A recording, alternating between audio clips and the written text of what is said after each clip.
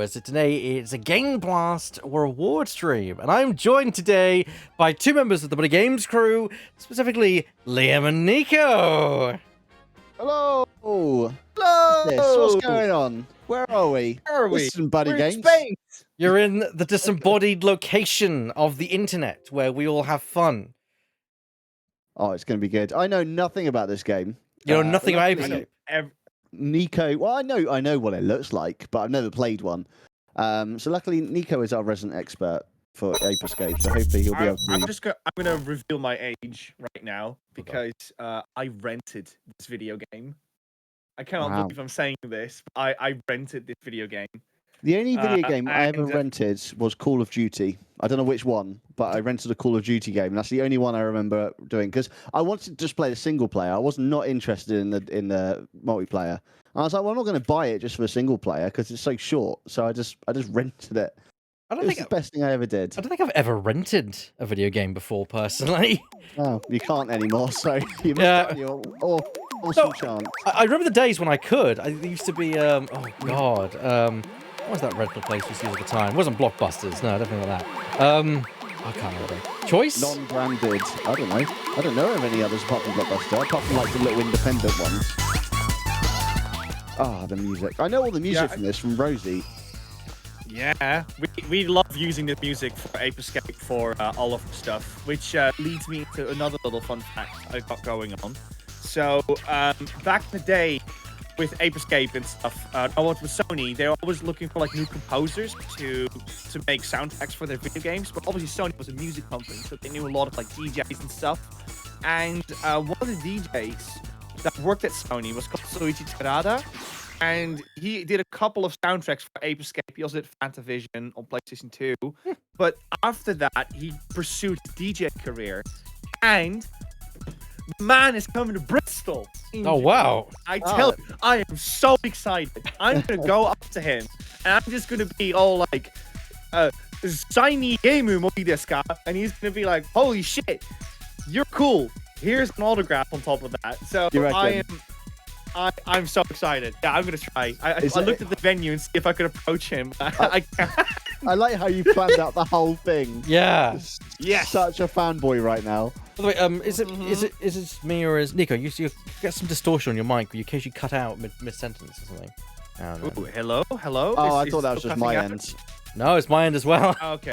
Yeah, because I have this issue with Bart as well. I thought it was just a funky Discord thing. But no, apparently, yes, Nico, your microphone's broken. Oh, okay, cool. What do you want me to do about it? I mean, do you want to disconnect, reconnect, see what happens? I'll just disconnect very quickly. Liam, you keep up the chat for a minute. Oh no, here we go. Here we Who's go. in the chat anyway. Well, we got Shadow, we got Laura, yeah, Buzz there as well, the normal crew. Hello, everyone. It's lovely to be on someone else's channel. It's very exciting. I found that when I was on, on a Weir's channel, it's very nice. I get on there quite often. It's nicer than my channel. You know, my channel's got, he's got sofas and things. Yeah, I've only ever been on Bart's channel since I started streaming, so yeah, it's nice to be somewhere else with different people. Well, part of the fun about these dual one-offs is getting to know the other person more. Like, I remember Laura being gobsmacked at my mad skills in Celeste, and I was kind of bonding over that. And yeah, just getting to know them. And that's part of the fun of this, is that I get to know about you guys more, because we've not really interacted too much. No, not at all, apart from the Weird Blast Discord. That's it, which has been very, very small chat. Lots of chat in there, but it's all disconjointed and random, that chat. So yeah, it's nice. Could be worse. Welcome back, Nico. Well, hello. Yeah, well, obviously I had a couple of interactions with you in the past, Evac, and all of them have been extremely pleasant because I do think our interests in video games align quite nicely. Very much so. Yeah. I would love to see Ape Escape return one day. Oh god, I would love it. It happening a couple of years ago, but that fell through. We don't know. We don't know if it was actually happening, but it was kind of like where there was a lot of smoke around the topic. So it was like, well, there must be something going on, but nothing's actually come out of that. But yeah, I mean, I'm hoping we get something. I mean, it's very niche as a series. First of all, people won't be answering it. When are you guys going to do Ape Escape 2? funny story. So doesn't work great on PS5, sadly. The PS4 is fine, but my PS4's in storage, so I thought, let's play the original. And yeah, here we are. Although I had to jump through hopes just to get that far. Yeah, I don't know what's going on with the first one. Is definitely the better game anyway, so I'm definitely up for that. I nearly threw a curveball and threw on Apes Escape Portable. I didn't even know there was a portable. Is it any good, the portable one? It's basically Apes Escape 1, but for the PSP. Oh, okay. Which the fact you can play that portable is, mwah, yeah. Was there any kind of enhancements to it, or does it look exactly the same as what we're looking at right now? Visually, it looked crisper, but also more flat in terms of the textures. Okay. It's a weird transition. Hey, Spike, do you think the professor... European voices, as always. In my opinion, Yeah, you got the European voices. the preferred dub, in my opinion. Oi, boss, let's go to pick some dinosaurs up in the prehistoric era. So obviously, I know quite a bit about Ape Escape 3 from Rosie and Nico. And Buzz. Does this one have all of the fun extras and challenges, or is it just literally go around catch apes in this one? That's it. Go catch apes. There are some side games, but it still has the charm of the games. Hello, Comi. I'm going to the chat. But also, just it's a very Japanese game. It's a very unusual concept as well. But it's one that's also really, really fun. There's not really a game like it, I feel. Yeah. For me, how this game feels is, you know, when Nintendo makes video games, they always have like new innovations with it, and they try to develop games that accompany that. And this is probably like the most Nintendo game you will find on the Sony platform, because when Sony developed the DualShock controller, you had like these two sticks in the middle, which are not thumbsticks as we know today. But back then, that was a new thing, and they wanted to make a video game that accompanied those controls. So Ape Escape is all about that. Sadly, you will not be able to see that from EBAC right now, but EBAC has to do all these like very cool things with the thumbstick in order to use the gadgets within the game. A great example, for instance, you have a lightsaber, and if you press the right thumbstick forward, you can slash with it. But if you spin the thumbstick, you can spin the sword around and then hit all the other monkeys with it. And there's loads of little things like that in Ape Escape 1. So in regards to innovation and how unique this game is, it is absolutely up there. I also have to quickly say, above average Andrew, thank you so much for following EBAC. Yeah, okay, I was waiting for him to say that. Thank you so much. Good to see, fellow BuddyGamess people here in the chat as well. But yeah, it's an extremely polished game. I think it's a lot of fun. It is 90s up the wazoo with its big beat drum and bass jungle music. Very, very 90s. Also, the aesthetics very Saturday morning cartoon-esque almost. Yeah, actually, I got a little thing to say about that, but go ahead. Yeah, the way it's stylized is very nice. I also find it very interesting. I don't know if there's any other game that has like a different dub between the US and the European market. It's a very unusual thing to do. They have like 3 dubs, and they actually redubbed it for the PSP game. They did, yes, you're right.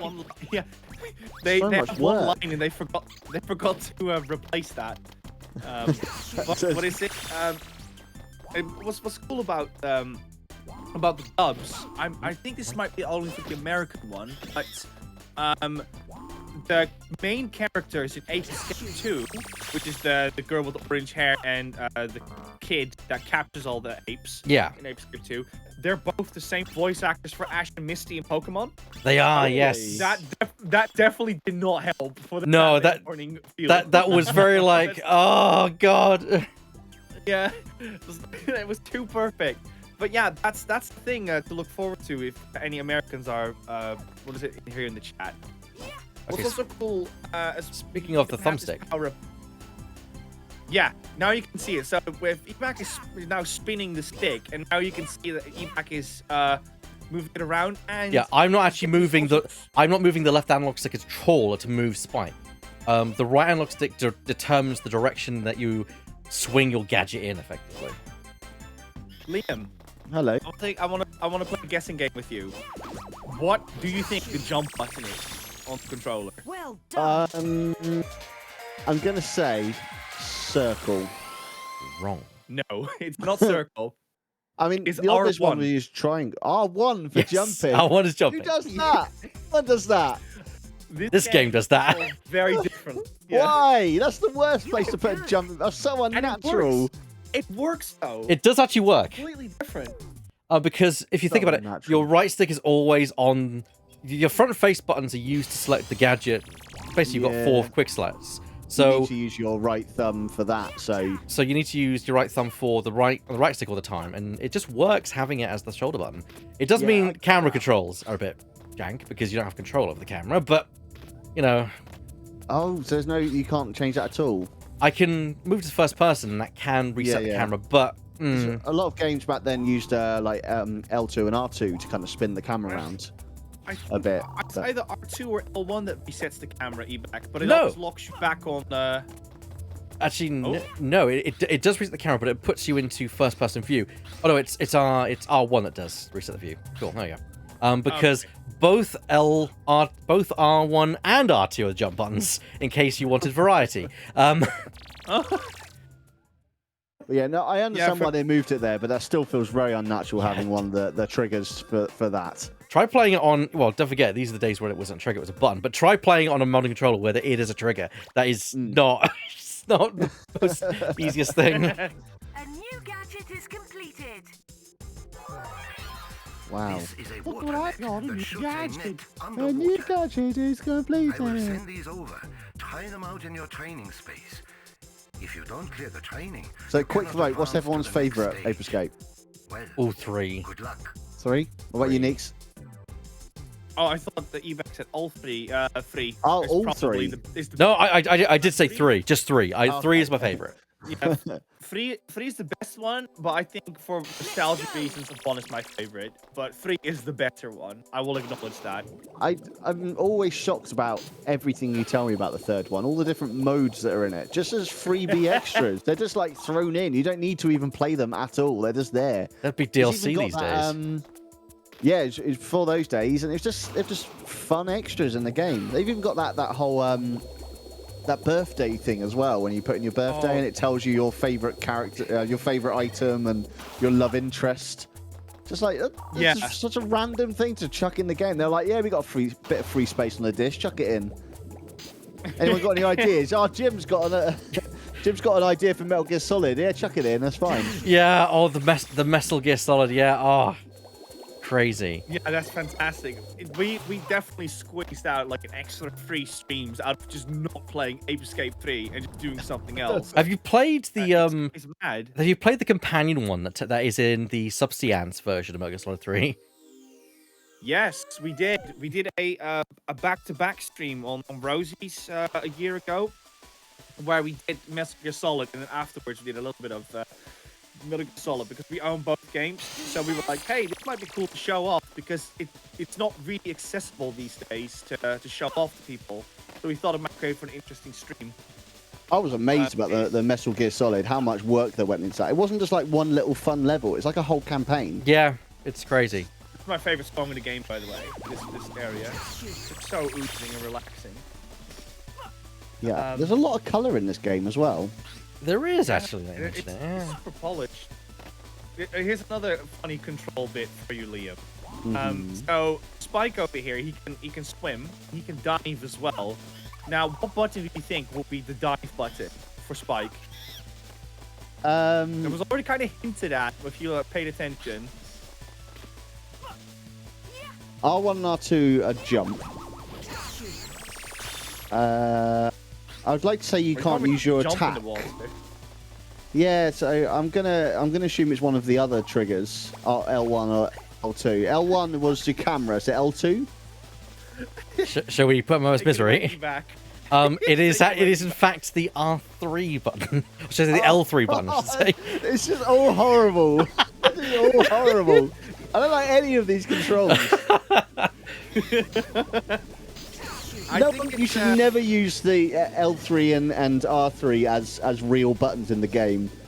Well, they should be used as a camera reset. R3 Yeah. is And R3 is to use the net that evac is fired at the apes. Yeah. They're not the easiest buttons to press without doing something else. Like Yeah. pushing up or pushing to the side. So Well, it's weird to have that as an actual function button. Well, most of these days, those buttons are designed to enable sprint and reset camera. Because let's be honest, the right stick these days is pretty much just camera. Which I'm not complaining. I think it's, it makes sense. But of course, back in the early And days. photo mode as well. Press them both together for photo mode. Sorted. Yeah, sorted. Evac, what's your history with the franchise? Ape Escape. I had this back on my original PlayStation. I've been playing the series since. I remember I played 3 before I played 2. Because at the time when I got up here, I came to the PlayStation party pretty late. I had a Mega Drive, and by the time I got a PlayStation, the PlayStation 2 was already out. So I came to the PlayStation 2 a bit late. By the time I came around to that, Ape Escape 2 was already a very rare game to find here in the UK.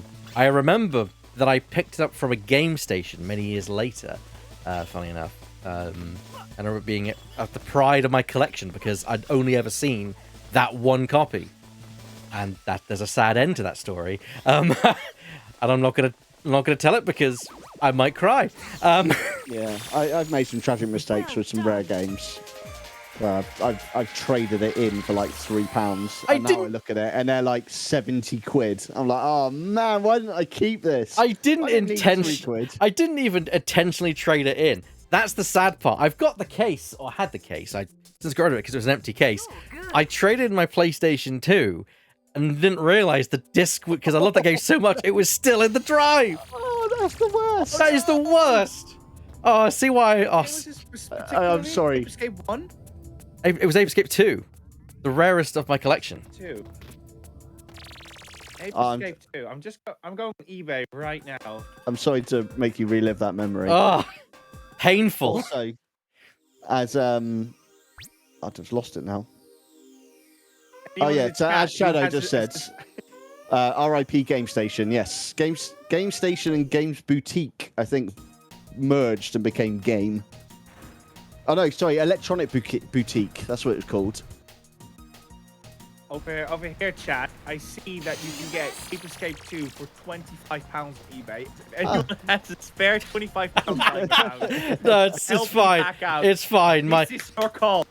It's fine. It's fine. To be fair, I've got nothing to play the damn thing on, so. Yeah, I see. There's this weird collector's edition of Ape Escape 1, and it's insanely expensive, and it's so not worth it. It basically is just a big box, and it comes with a crystal, like the 90s transparent crystal-like texture you saw on like Game Boy Colors and stuff. It has that on the controller, and it comes in a big box in the same like reddy yellowish colors you see on the box art. It's like £500 these days. It's insane. The game is not worth that much, by the way. The game you can find for much cheaper. But man, that's so expensive. Yeah, I mean, it's irony the fact that the game that was the rarest out of the series, besides the first, aka Escape 2, then became the one that was released on the PS Network, which I was so disappointed when they didn't then do 4. Sorry, not 4. Escape 3, because I love Escape 3. Yeah. I'd love for them to release that. Oh, just give me an Ape Escape collection. I don't even mind if you don't give me a new game. Give me an Ape Escape collection. Evac, Mr. Futuga over here, he mentioned Symphony of the Night. Oh, what? Why would you torment my collector heart like that? Yeah, I know, right? That's the holy grail. That's the holy grail in your collection. It's an expensive one, is it? Yeah. Oh, don't look it up, Liam. I'm don't do gonna. it to yourself. It's, Oh, it's so I don't collect games, so I'm all good. I can just look and go, yeah, that's cool. yeah, I don't collect them either. To be fair, if you want to play Symphony of the Night, play the Requiem collection that's on PlayStation. But it's rare because it was made during this era where, of course, everyone was like 3D, 3D, 3D, and it was this 2D Castlevania game that was like, what? To us 2D? 2D's old news. Without, of course, people realizing that that's a style that, you know, it's not a phase, Mom. It's it's legitimate style. And so no one really bought it, and then it became this cult classic because Symphony of the Night is the best in the series. Yeah. Similar thing happened to Rayman. The first Rayman came out in the era of everything being 3D, but it was actually quite successful for them. So it worked out in their favor on that one. They took a gamble and it worked. Mr. Fucker, if you've got Symphony of the Night in your collection, you keep a hold of that. That will. I've seen it now. Yeah. £511. £511. That's bonkers. I see it's also on the PlayStation Store for 15 quid. So if you want it, there you go. Yes, if you. I actually got the PS4. No, I pre-ordered the PS4 version on limited run. I was like, this is the closest I'll ever get to owning this physically. I don't even have that. But I do own the Dracula X Chronicles one for PSP, but that's not really exactly that. But I digress. That's the closest I have right now. Well done. And another thing about Symphony of the Night I want to add to it.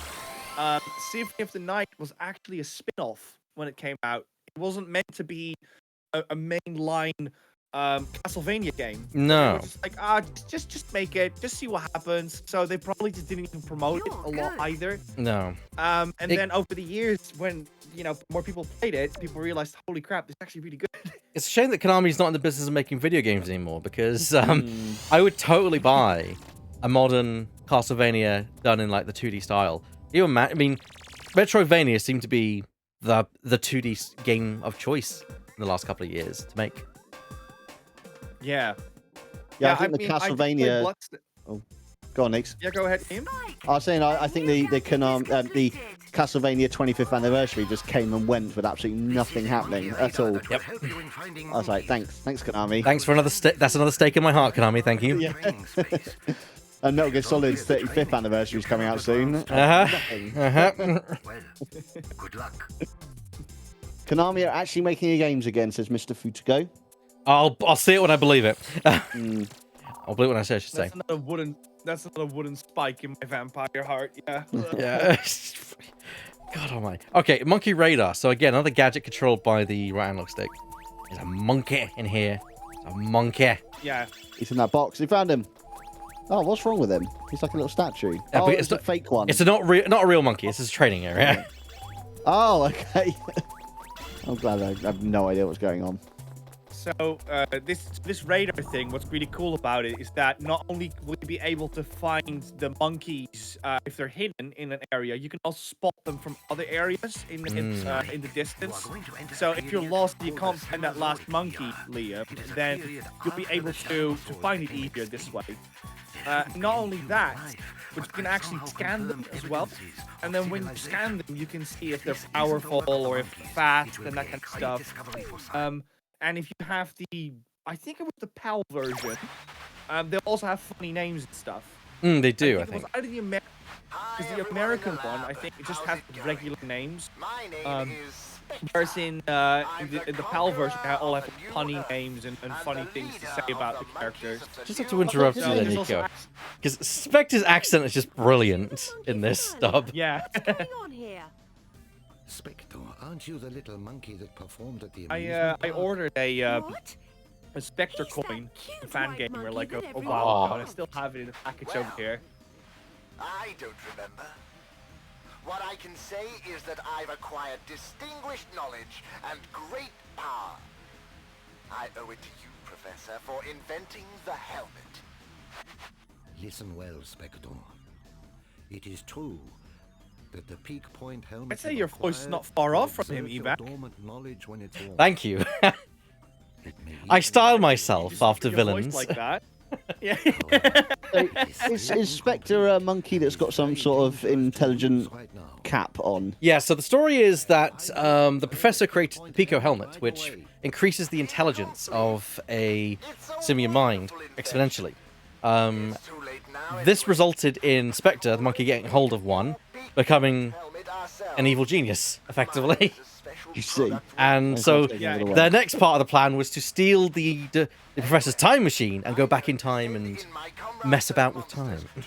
Ah, That's why we were just chasing dinosaurs, you see, because that makes sense. I mean, I was just looking at the pretty colours. Going, this is a fun game. I wasn't really paying attention to the fact that we were fighting dinosaurs or running from dinosaurs. if Lara Croft is on a day off, so it's no surprise. What are you talking about? Spike. Yeah, They and the never second acknowledged game that is in the reboot. The Tomb Raider one. Oh yes, Spike. Yeah, and the second game is all about taking over the world. So you go to like different locations all over the world. And I the third see. one is about taking over the television. So that's why there's loads of like movie references and cameras and stuff in Ape Escape 3. Because I'm saying I remember there's like lots of spoofs of like actresses and actors like Marilyn Monroe, Ape, and things like that. Yeah. So yeah, that explains why they're like that then. Cool. Buzz, pull yourself together. Can you God, this hear is definitely like Paw Patrol style voice He acting. is being controlled by Spectre. Thing is, it's one of those things where the voice acting is so bad in this, it kind of goes off the dial into the opposite end of being amazing at the same time. There's a full 360 the other side of the dial. I will enjoy all of It's your got so bad, it's come around and gets good again. Yeah. Bye. We must all have stuff like that which we enjoy because it's that bad. That's the thing. You People... steal men's souls and make them your slaves. Ah, yes. And of course, what is a man? Rosie still quotes the Discord one where everyone's trying to say like every word that Dracula says, but trying to say it like perfectly without repeating each other. And she always says, "It was not by my hand. It was once again given flesh, flesh, flesh, flesh, flesh." I just remember her just saying that 4 times in a row. All right, I need to set my around to the squash in a circle. Oh, God! Pro gamer Wasps. tip: you can also do it with select. Can you? Oh, you can. Yes, I never realized this. I always remember how in the third game they made it so that if you press the button again, it cycles through gadgets, which I thought was such a great idea. It's superior, yeah. Also, Liam, we'll probably not get to this. During this playthrough, but with Ape Escape as well, you have this little RC car at the end of the game. And what's cool about it is that with the left thumbstick you can move Spike around, and with the right thumbstick you can move this RC car around, and it is so satisfying. And if you press R3, you can explode the car in front of a monster's face as well. It's great. It's such a cool power-up. That is cool. So you're controlling 2 characters at once on the screen like brothers. It's got to be tough and confusing though, right? Oh yeah, it does. It does you wanna tax. Yep. You want to hear like a very Rosie thing as well, because Rosie obviously can't be here, but I'm pretty sure Rosie would love to have the shirt that Spike's wearing right now. And Liam and I are probably thinking right now, like, it's just a white line over a red shirt. Why do I want this? So we got Eyeball here. Eyeball. He's a black. He's a black trunks mean? Oh, trousers monkey, whatever. He's also got sunglasses. You know he's really badass. And also the gun. The gun as well. Yeah. The gun, yeah. Can't forget the gun. I think the reason why he has an Uzi is I walked into I'm that probably butchering this fact, but the reason why he has an Uzi is because it leans very closely to the word uki, and uki is an onomatopoeia in Japanese for the sounds that a monkey makes. Yep. Makes sense. Okay. Perhaps that's why we're not getting another Ape Escape game, because they couldn't have monkeys holding machine guns these days. No. Yeah. You would not get away with that in a kid's game. And it'll be very firing- hyper-realistic. He isn't firing bullets technically. He's just firing like stormtrooper lasers. Yeah. I mean, And that makes it fine. yeah. Nice. I was playing the new Star Wars Lego game today, Oh, and you can shoot the stormtroopers' helmets off, and it just makes it so much more real. Oh wow! When that comes out tomorrow, I'm so looking forward to that. Yeah, I'm lucky enough to get it a day early. I only played it for about an hour, but yes, it's good so far. I've just kind of I've done the first level, and then you kind of dumped on Tatooine, and it's like, here you go, have some fun, kids. Oh, not Tatooine again. Yeah, freaking Tatooine. I'm so fed up with Tatooine. Everything is based on Tatooine. It's like the backside of the galaxy, but apparently all the news happens there. Star Wars is Green Hill Zone. I swear to God. Yeah. It really is. Do you know what? I'd never heard it compared that way, but you are right. There's a reason why, because I'm planning a Star Wars RPG campaign with Scarf and some friends. I'm not having Tatooine appear for a little bit. I mean, I eventually. Like Tatooine, it's got a lot of, there's a lot of history and there's a lot of importance to Tatooine. But after all the shows that have come out recently, everything is on frickin' Tatooine. I'm so fed up of seeing a desert planet. So it's such a rich world to explore, but it's still just on a sand planet permanently. It's everywhere. Yeah, don't. Ooh. This is where you would technically need the slingshot, but you can do with the lightsaber. You can do it if it's tough, but I fancy my chances. Fancy my chances. Yes, Mr. Futico just said, speaking of LucasArts, New Monkey Island! Let's put the stakes up, guys. Let's put the stakes up. If you beat this UFO without the slingshot, I'll give 2 gift subs to the chat. Wow, you're throwing down the gauntlet, are you then, Nico? I'll do it. I want to see you do it now. Oh Jesus! I'll give you we're gonna 5 be here. minutes. We're gonna be here for the rest of the night. Oh, that's one. That's one. I think it requires 2 hits to get it down. I think it was 3. That's 2. Wait, you already? 2 hits already. Yeah. Oh no! Anika, are you watching this through Discord or are you watching the stream? Oh, it's through Discord as well. Yeah. Obviously, the stream's slightly delayed. I was like, hang on. He's down. 2 ages ago. He's down. You. So stupid. Oh no! Oh no! Nico needs to give up 2 gift subs. There you go. Yeah. He's caught. There we go. I like how you like. Give me a couple of minutes to set this up. I'll do it. I like how you like slice the monkey in half with a lightsaber before you capture it in the net. I mean, they refer to it as the Stun Club. I doubt. Yeah. Definitely a lightsaber. Star Wars popular. We'll use lightsabers, but we'll call them the Stun Club. Just so you know, E-Back, Rosie couldn't do it. Really? Oh. Seriously? No, she couldn't. He was very upset about it. Yes. Oh boy, I'm going to be in trouble later. I love it when Rosie fails at stuff. She's usually so good at everything, so it's great when she fails at something. Well, it seems to be that I can't do it until someone challenges me, and then I can do it. We've seen this happen before when I was playing Celeste. Just suddenly challenge me, and you've activated my trap card. Then, Nico finally said, I'll gift 2 subs, and suddenly 1, 2, 3, he's down. Pay up. Happening. Who's going to be the lucky 2? That's the question. All right. See if Nico randomizes it. Beast mode activated. Oh, I remember this. So we have a raft here.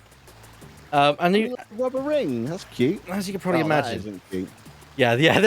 That massive fish is not cute. Nor are the controls here. I'm having to guide this thing per analog stick. I'm seeing exactly what you're doing. Yep. Yeah. Lucky the fish seems to be a bit stuck right now, so you're fine. It'll soon move. They always move. And there we go. There we go. Should be going through. There we go. 2 subs. To Laura Pedal and Malago. Ah, lovely stuff. Also, I just want to quickly say hello, Jesse. Good to see you again. Ah, it's Jesse. We've got Jesse Timon in the chat. Jesse was around my streams for a very, very long time ago as well. She was always a wonderful company. I recognize the so name. It's just good to see like old faces again. I recognize the name. I mean, who doesn't want wonderful company? Yeah. I wondered, Jesse, if you are in the chat, sorry if you're called out, but do you still like draw on Twitter as well?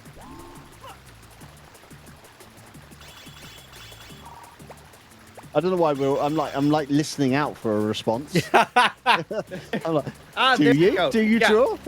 There we go. So anyone in the chat, if you want to see a phenomenal artist, check out Jessie, because Jessie did like loads of illustrations like back in the day, and then she started to like practice more with illustrating, and she's got like really good. So much pressure on you, Jesse. So much pressure on you. Pressure's always on. Sometimes people work best under pressure. Yeah, apparently so. Especially when there's gift subs involved. Dang you, Eva.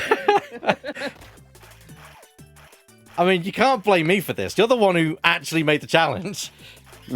I was on my way leaving. I was leaving the zone, and you just said, I'll do it. If you could do it, I'll give you 2 gift subs. Same thing happened before. I was leaving the area, going on in Celeste, and then Laura said, you know, only mortals can do that. And I'm like, okay, well, I'm not a mortal. Boomf. I think he just wanted you to do something that Rosie couldn't do, and that was it. As simple as that. He didn't. I mean, care about yeah. He just wanted you to do something Rosie couldn't do. Well done. And I'm definitely going to clip that and send it to Rosie. Oh dear me. But no, number 3 is I think my favorite. Yeah, the puns and the jokes in 3 land very well. The TV setting suits the series so well that if they brought it back, I think they could continue that on, especially with the way that movies have evolved so much in the last, what was it, 15 years since that game came out, Nico? What, Ape Escape 1 or Ape Escape 2? Ape Escape 2 came out in 2002, so that's like 20 years ago by now. We have, oh god. And Ape Escape 3 came out in 2006. Yeah, so, yeah. And believe it or not, there were actually a whole lot of Ape Escape games we missed out on. Really? Kart Racer. Yeah, it's a kart racer in Japan. No That way. we didn't get. There is a PSP game where you have a helmet and you control the monkeys themselves. Oh. The levels like, yeah, you have to check these games out if you haven't. And this one, you're gonna love this one, Liam. There's Yes. another game called Ape Escape 2001, and as you guessed, it came out in 2001. And that game, you play a Spike, and you have Big Hoover with you, and you have to hoover up the trousers of the monkeys, and you have to wash them. And then they're like butt naked. They're like butt naked. There's nothing. There's nothing really scandalous. Remember how I said this is a very Japanese series? Yeah. Yeah. That's so And then random. It's very weird. Yeah. I like how you said, Liam, you'll like this one, specifically pointing out for some reason you want me to see naked monkeys. It's because I love weeding you out. Yeah. It always gets the best reactions. Not today. I'm going to be really, really low key and like, yeah, that sounds cool. I'll get that. Perfect. I wonder where this picture was taken. Oh, you mean the background picture? In the background, yeah. Because the skybox. The reason why that popped into my mind is because for some reason I did like some research into Silent Hill 2, and it turned out that the lake that Silent Hill 2 takes place in is actually like a lake in Scotland. Which I was really? like, wait, what? Yeah, and it's like, yeah, you can visit that lake. You can visit the lake that was inspired by Silent Hill 2. No, I mean Silent Hill 2 was inspired by that lake. The other way around. Yeah, no, Other way around, yeah. yeah. Silent Hill was inspired by a little Scottish town. It was called Scotland Hill, but that didn't really catch on. So we're like, let's call it Silent Hill instead. Scotland Hill. Compared to what the Scottish actually call their places, you know, that is, you could tell that's not Scottish because, yes. Oh Jesus Christ! No, definitely not. Definitely not. Nothing. I was gonna go up to Scottish Hill. Yeah. Right, your Discord stream has gone down to about 2 frames a second, so I've gone back to your Twitter, Twitch now, so I'm a little bit delayed. I imagine that might be the I don't know what it would be. Your Twitch is absolutely fine, so it's definitely something to do with Discord. You're coming up to a bit that I really enjoy, Ebac. There's going to be a monkey on your left, and he's just walking around. Now, I want you to not stand on the first grid of those Xboxes, but the one further ahead. So no, not that one. This way? Capture that one. That's fine. Yeah, that way. I'll capture this guy first. First of all, let's check him out. Yeah. He's MASH and he likes clubbing. Apparently. Nice. He also has a laser gun. It'd be better if he had a club. Yeah. Who would have thought? Okay, so you want to go on the X's, do you? Yeah, not this one, but the one a bit further, because this one will basically give you That, death. that will kill me. Whereas this actually Yeah, does okay. lead somewhere, doesn't it? This, yeah, so if you stand there, the monkey will eventually press on the button. Just let him like walk around for a little bit. Hey, hey, there you go. Secret. That's cool. Oh, you got a t-shirt. It's just like a. Why does Rosie want this shirt? I've been paying attention a little bit more now. It's because Rosie wants extra lives. It's a lame, like bowling shirt. It's not exciting at all. Oh, it's a stone monkey statue. Yeah, just out of nowhere suddenly, the stone monkey statue. I'm gonna get rid of that. Yeah, so he lets you into the area where you can actually capture him early. Normally I have to wait till late game to get into there. Ah, I see. Oh, So- exclamation marks now come up on the stream to tell me something's going on. The stream you're viewing currently has reduced video or audio quality. This may be due to a network connection. So there we go. There we go. That's what that is. Let's see if I can quickly... Oh, Spectre coin. There's a Spectre coin. Let me reset the connection. Oh. I seem to have made an error. Okay, there we go. Hopefully, by doing this will solve this whole thing. Can you hear me still, guys? I can hear you absolutely fine, yeah. There we go. Let's try that. Okay. Right then. Spectre coin. It didn't do anything, but I'm still enjoying everything. That's the important thing. Right. Like I said, I've still got your actual stream as a backup. I'm just a little bit delayed. Yeah, I'm just using both. I'm fine with it. I'm also keeping an eye on the chat. Yeah, I've got the chat open as well. The stream is fine. Yes. Oh yeah, the stream is fine. It's just the It's literally our Discord stream. So yes. speaking of Mind White, a music artist who I know quite well. He does some great music. In fact, he worked on a project that him and I met on. God, it must be about. It must be going back about 15 years. Jesus, I feel old now.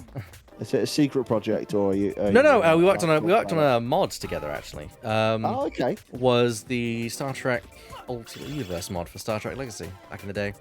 Ah, that sounds fun. I didn't know you worked on mods.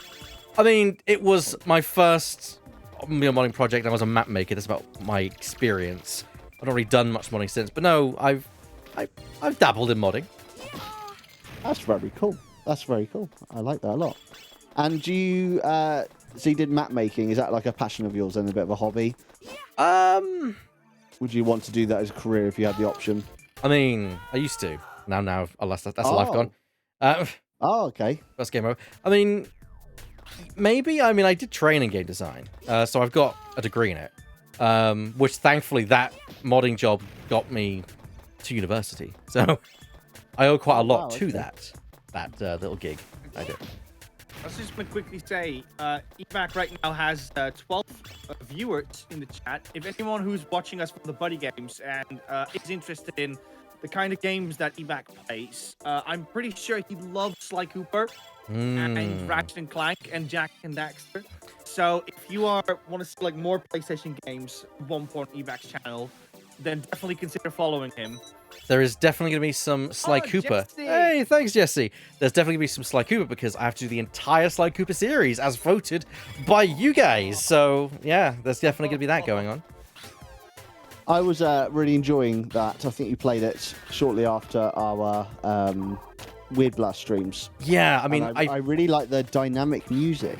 Like, yes, it's like some cool like blues music, and then as like the fighting started, it picked up, and then it quieted down again when the fighting stopped. I was like, so cool. The dynamic soundtrack of that is really good. And also the style it's a game which it's not really aged in terms of, well, it still looks really good. I mean, clearly, you know, beautiful. It looks beautiful.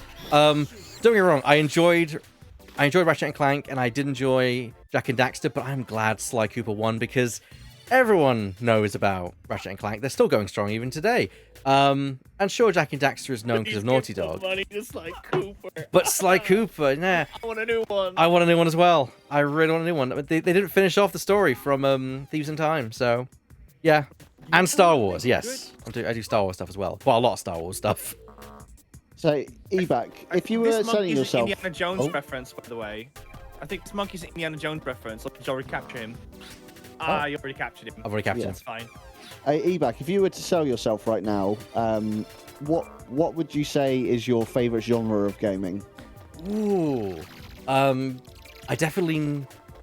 Ooh, that's a very good question because I wouldn't pigeonhole myself into any particular... Platformers, open world games, and Metroidvanias are a passion of mine. If it's a sports game, I'm not interested. But besides that, my tastes are fairly eclectic. I'll play pretty much anything. I've done it all. First-person shooters. Evil Genius, yeah, which is more of a simulation game. I played that. I played some, what's it called? Planet Coaster as well. So yeah, my mix is very eclectic. Tends to be with the range of PlayStation era, platformers and such. Because PlayStation was my system growing up. I've only recently got into Nintendo with the Switch and such. So. Yeah, we had a SNES when I was growing up. But yeah, I wasn't much of a Nintendo fan, or we didn't have a lot of games for it. So whenever like there's a Nintendo Direct on and we watch it, Nico's like, "Yeah, this is amazing." I'm like, I've never heard of any of these games before. Don't get me wrong, it's good. It's just it's a whole. Yeah. I'm not saying anything that's bad. I'm just saying that because I just wasn't much of a fan, or we just didn't have a lot of games back then. It wasn't. I just don't understand. Yeah. Nico's like, "Oh, it's a game from like 1988. Oh, I'm so glad they're bringing it back." I'm like, I don't know what this is, Nico. If there was like a stereotypical character of me, it would be like some kind of guy with a cap and too big of a beard going, "Oh, that's a franchise from Japan that we never got from 1992." Something. Yeah. That's me. That's all me. Is that your trademark? Pretty much, yeah. I love games from the 90s. And particularly, I love Japanese developers. So anything that Japan has cooked up is something I'm always interested in. That doesn't mean I don't like Western games. No, of course. I really like, was it the Monkey Island games? I really enjoy that. Might have been a bit biased towards monkeys at this rate.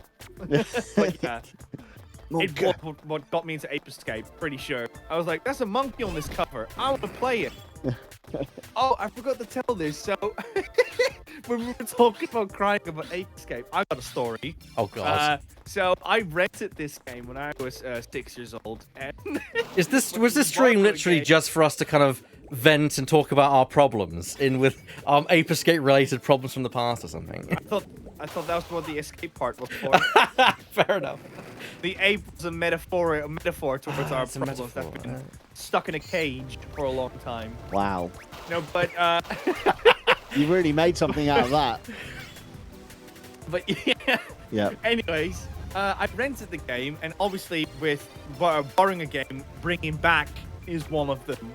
And when I was 6, I cried in my mum's car. I had to bring the game back.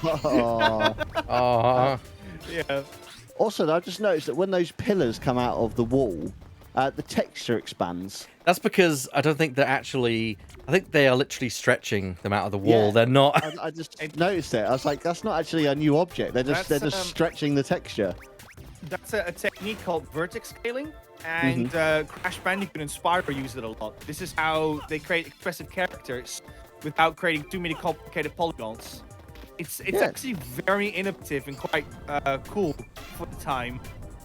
No, things they were very smart back then. Same in the movie industry as well, at just getting around technical limitations for whatever they could. My guess is that because Mark Cerny worked on on Crash and Spyro, that maybe he kind of gave information to Sony about it, because he worked he was able to speak Japanese because his wife is Japanese as well. But I bet that he communicated with SIE a lot about it. No, yeah, they it's just like when I haven't watched Boundary Break in quite a while now, but I used to watch Boundary Break, and yeah, it's always amazing what they did with the technical limitations. Like if there was a city in the background, if you actually got up close to it, it tends to just be like blocks and crates from in the game just turned dark, so it looks like buildings and things like that. Just reusing the same assets. Yeah, look at that slingshot. It's just a Y. Yeah, there's not even a string on it. This guy made a time machine and a slingshot. Also, I'll point out the time machine came before the slingshot in this instance. Oh wow. He really lucked out on that one. He is not a serious scientist at all. He just lucked out with a time machine one day. Again, I will point out, so far, our gadgets have been, we've gotten a stun club, a monkey net that transports things through time, as well as a time machine to go along with that. We've also been given a monkey radar that detects monkeys somehow, and now he comes to us. Oh, and also the underwater kind of capturing device and the sewing device, and now we get a slingshot. Great, Doc. I feel like you've been holding out on us. I mean, also the fact that your main capture device is just a net as well. I mean, it's a time net. It's Actually, not the even net is really cool because the net is actually made out of like little neon lights. So it's like a holograph. So if you touch the holograph, if you touch the holograph, you'll get transported back to the time station. And this is also cool. In Apescape 3, the monkeys can go berserk. They can actually take your net away from you, and they can capture you with that, and then you get transported out of the level. You have to redo the level for it. That's cool. That's a cool feature. I do like that. Yeah, that I loved it when I first had that happen to me. It was so unusual and crazy. So the slingshot basically is your standard range weapon. You can shoot things at long range. It's great for taking out monkeys, and you've got 3 different types of ammo. Firing it in third person, not great, in my opinion. Yeah. I've got to hold back and then release. Unfortunately, it does throw your aim off a little bit sometimes. Seems to be doing all right now. And also, it seems that Mind Wipe is heading off. Thanks so much for coming along, Mind Wipe. you take care of yourself, buddy. Live long and prosper. Goodbye. Goodbye. All right, then. Okay, that's that tutorial done with, I think. Sure, you can invent a net that can capture monkeys. You can't invent a projectile that can capture monkeys. Yeah. That'll make this thing so much easier. Yeah, some sort of portal gun would be absolutely ideal right now. The portal gun from Portal is actually quite interesting because effectively it was one of the most revolutionary inventions made in that universe, and its creator did nothing with it. Yeah. Also, Yeah, I good just point. want to point out, Liam, because you grew up in the 90s, just listening to this music, how 90s does this sound? Oh, it is. It is definitely. It is very And nice. it's so cool how Yeah. they found this like drum and bass formula. Here we go. Yeah, so it's like this drum and bass formula for a kid's video game. It's insane because if you put something like that in a video game back in the 90s, all the parents would be like, no, this is a loud video game. This is going to be full of like bad influence for the kids. Don't want them to play this.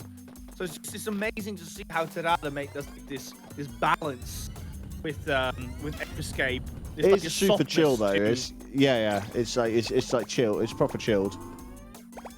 I mean, I was watching a video on the Tomb Raider series, funny enough. And I didn't realize, oh wow, that is super 90s for its soundtrack. A lot of stuff which could have literally been played in like nightclubs as rave music. It's crazy. I can't really think of the soundtrack from Tomb Raider apart from the the menu music. Which The main theme. Yeah. with the sitar and stuff. So yeah, I can't really think of any music from that series. No, the theme is the most memorable thing. The quad bike, not the quad bike, the snowmobile chase music, I think, is often what I think about. Because that was great. Oh, no. I always Ah! the xylophones when you're in danger, and the harp-like noise that goes bring when you find A secret. something secret. Yeah. Yeah. I'm finding the snowmobile one right now. Laura plays in the snow. Lara, I should say. Sorry. I think you found the wrong video. Maybe, I don't know. Is it snowing in No, Japan? snowmobile Laura? theme. Oh bloody hell! Wow. Yeah. Sounds like the Badger song from the old Newground days. Oh, wow. Badger, badger, badger, badger, mushroom, mushroom. Hey, you guys can shoot fire? That wasn't what you guys could do before, that I recall. Come on, platform.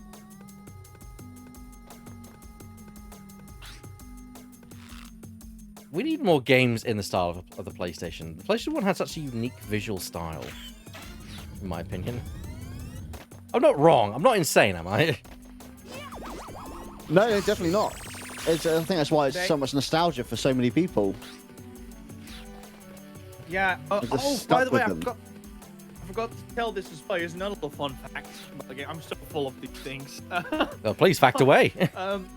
So the director for Ape Escape 1 was none other than Shuei Yoshida, which is now responsible for directing. Now, was responsible for a lot of directing studios, of which like Horizon, Ghost of Tsushima. It's basically visiting these studios and be like, hey, how's your game coming along? And now he has that role again, but now he's doing it for indie games. And he's still active. He's still with Sony. So what's he actually do though? What does he actually do though? You said he visits people's studios and goes, "Hey, how's it going?" Well, pretty much actually. That's his job. Well, yeah. Wish I could have that job. In the 90s, Mark Cerny did that in the 90s. He helped the development as well, because back in the day it was more like all hands on deck thing with game development. But he basically just goes to a studio, check how the game's coming along, and sometimes also like comes along and see how games are doing after the sales have gone out. And there's this very, very painful footage you can find in the God of War documentary of him visiting after God of War Ascension, and he has that stare, you know, that disappointed parent look in his face of like, you know, one hand on the table, not looking at the devs, being like, of a face. I'm not mad. I'm just very disappointed in you. Yeah, pretty much. Yeah, it's like, well, I'm gonna patch this one up. Yikes. And But patch it up they did. I guess it's because in the end they made God of War 2018, and that did well. So it was a turn for the better in the end. But yeah, Yoshida basically just goes to studios and checks their games out. And what's funny about it is that game developers tend to put him in the video game, and the reason why they're doing that is because they're afraid that he's gonna batch their video game. But if he's in the game, he'll be batching himself with it. And he can't do that, so he's a little bit like, oh, okay, just try it again or something, rather than like, no, you can't do this. That makes. Yeah, yeah. He's also very concerned with God of War 2018, according to Mr. Fatago. Oh, was he? Apparently. Yeah, he was very concerned about that as well. I mean, that's a very different style for them. It turned out to be, yeah, it was high risk, but it came with high reward in the end. Yeah. I mean, it got me as a fan of the series. I wasn't really interested in it before, so it worked for bringing on new people, and I think the original players loved it too. I'm sure there's some people out there that are like, no, I like the original style. I mean, yeah, you're always gonna get that, but yeah. But I think generally it was liked by fans and non-fans. You think the old games were serious, really? No, what? No, I'm saying they're saying the new one's too serious. The new one's too serious. Yeah. Even then, I'd be like, question it. Really, I'm carrying a head around on my on my hip. I don't think this is a serious game. Well, you know. Also, comedy, best character in the game. I'll say right now, Mimir. No, I think I want to play it again. I might pick it up on PC and replay it. The game did look like crap for most of its development. I mean, I can kind of get that. It really is a game that is some of its parts. Hitman. Not Hitman. When I have a cake for 10 minutes in the oven, it doesn't look good either. So yeah. Most of the stuff I eat doesn't look good before it's cooked. maybe a bad metaphor, but what I'm trying to say is that it's still in development, so it can be forgiven. Gameplay's better than graphics. Yes. I would say that they all make the game. And graphics, good gameplay can override and excuse dodgy graphics, but if your game is terrible, then there's nothing. But it looks pretty. There's nothing there. So I can't help but agree, but also disagree in some way, Shadow. You're good. I find it hard because when you say graphics, I kind of split that in two ways. Yeah. One is design, and that's like, what does the game look like? And the other part of graphics is like the technical stuff of it. Like, how much stuff can fit on screen? A great example would be something like Horizon Forbidden West has like thousands and thousands of particles on screen, and it's a good-looking game. But if you look at something like Elden Ring, it's completely different. But you can't help but feel that Elden Ring, despite not being graphically impressive as Forbidden West, still looks as pretty, if not more pretty, than the other. So, but that's like how I look at design versus the tech stuff. So I find that, yeah, fidelity, that's a great way. Excuse me, Buzz. It's very hard. Just here kicking past me. Because if you say something like gameplay is better than graphics and you're talking about frame rate and fidelity, then yeah, I kind of agree with that. But when it comes to design, boy, if a game has a real good thing going on and it looks really interesting, that can sell a game. Like, what's a great example? Viv Ribbon. That's like, you know, it's aesthetically, it's incredibly pleasing to look at. So yeah, that's where my division kind of lies on that one. Well, let's be honest, Nico. None of us miss the era of brown that was the PlayStation 3 and Xbox 360 era. Oh no, that one can depart. It can go away very quickly. Yeah. Yeah. Well done. What's that exactly, PlayStation 3 launch title? Was it Fall of Humanity? Resistance Fall of Man. Fall of Man. That is just the color palette of the PlayStation 3, isn't it? That is grey, and more brown and grey. Yeah. It's a shame because it's a good. Yeah, go on. I really enjoyed it. I actually bought a PlayStation 3 so I could play that game. I was super interested in it, and I do enjoy that game. But yes, that color palette was just horrendous. You gonna say, Nico?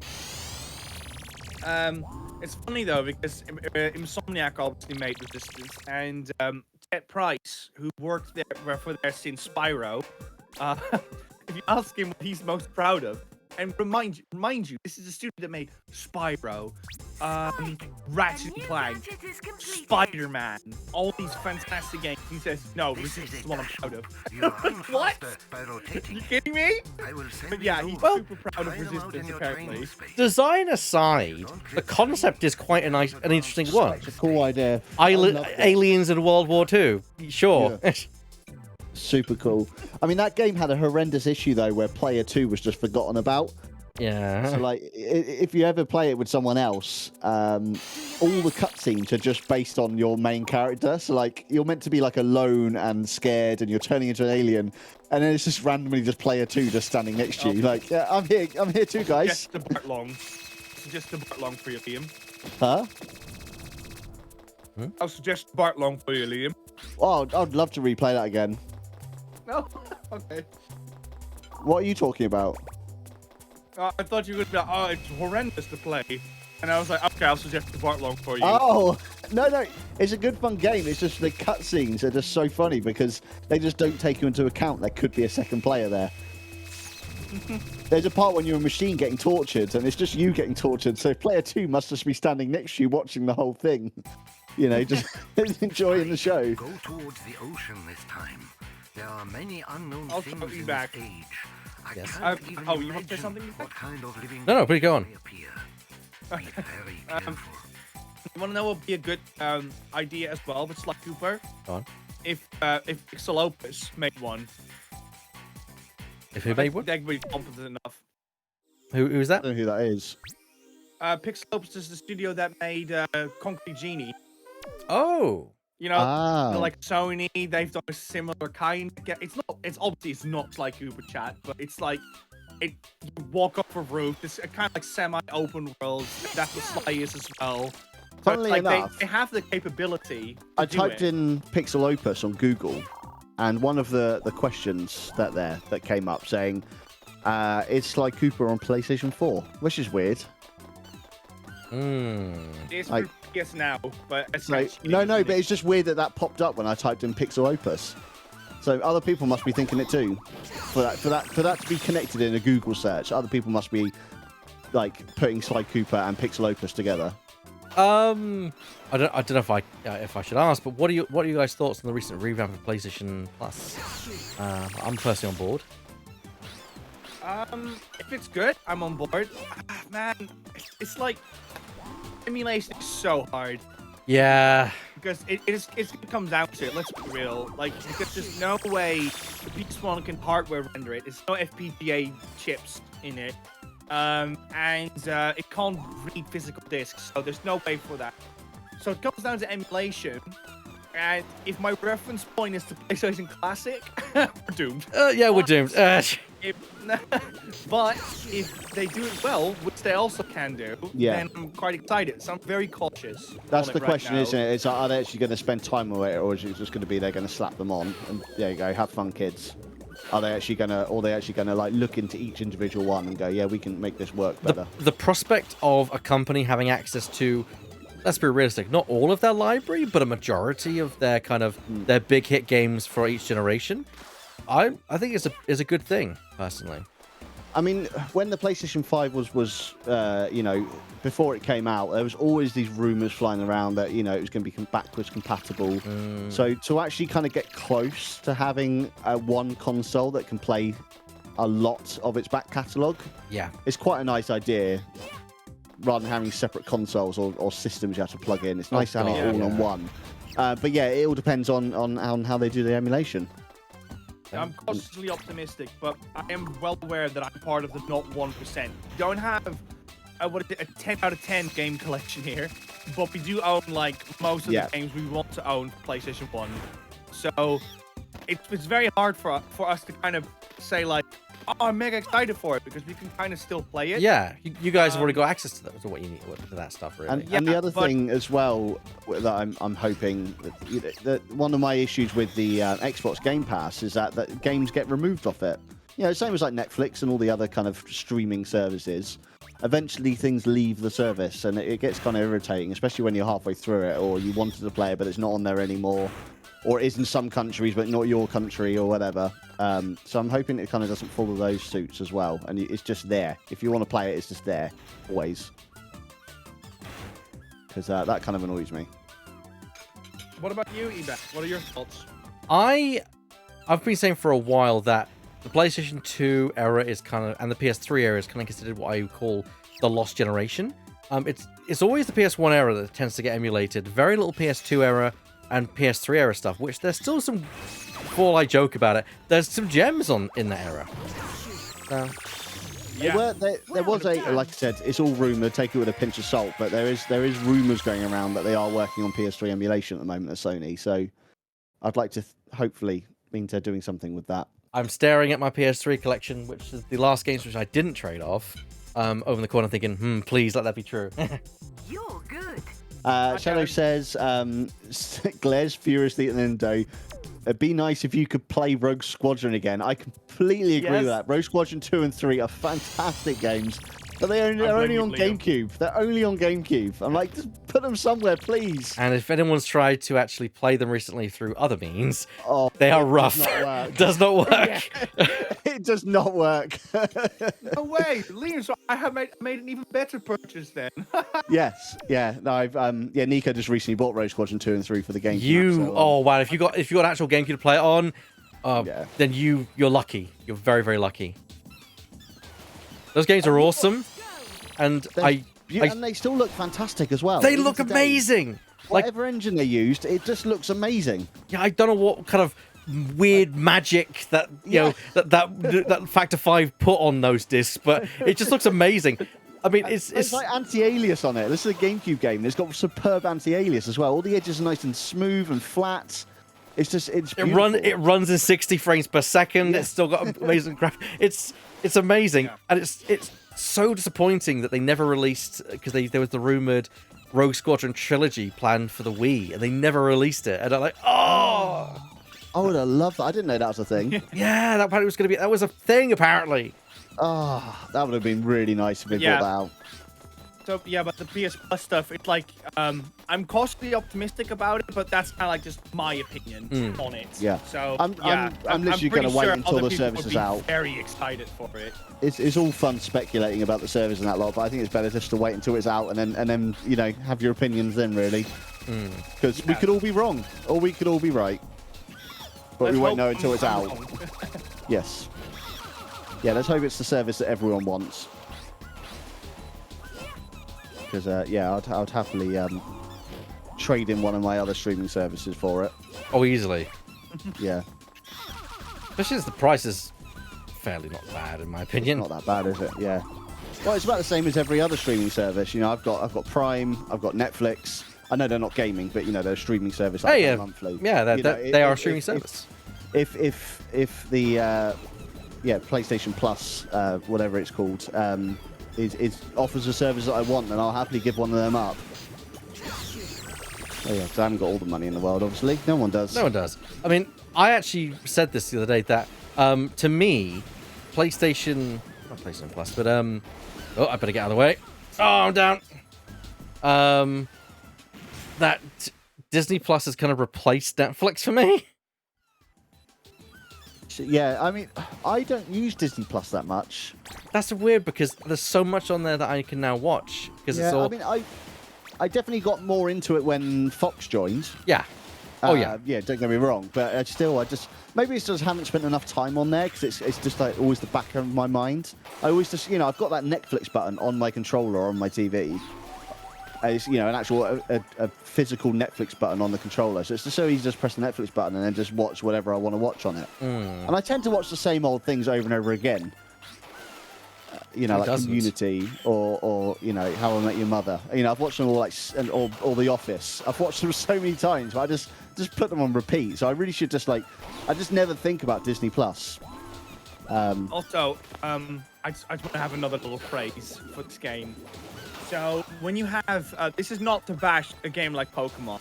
You're more than happy to enjoy a game like Pokemon, but when you look at a game like Pokemon, most of them are just kind of just floating in the area, just kind of doing the thing. And in this game, all the apes are doing something, or at least most of them. I mean, Ape Escape 3 is even better. That all of them do something unique. But this monkey just was on the hammerhead shark. Yeah, I'm trying to. I was just thinking, like, how do I catch? Because I've tried shooting them off. You can't do that. So there's clearly something puzzle related to it. Tried with a rocket. I have tried with the two rockets. Yeah.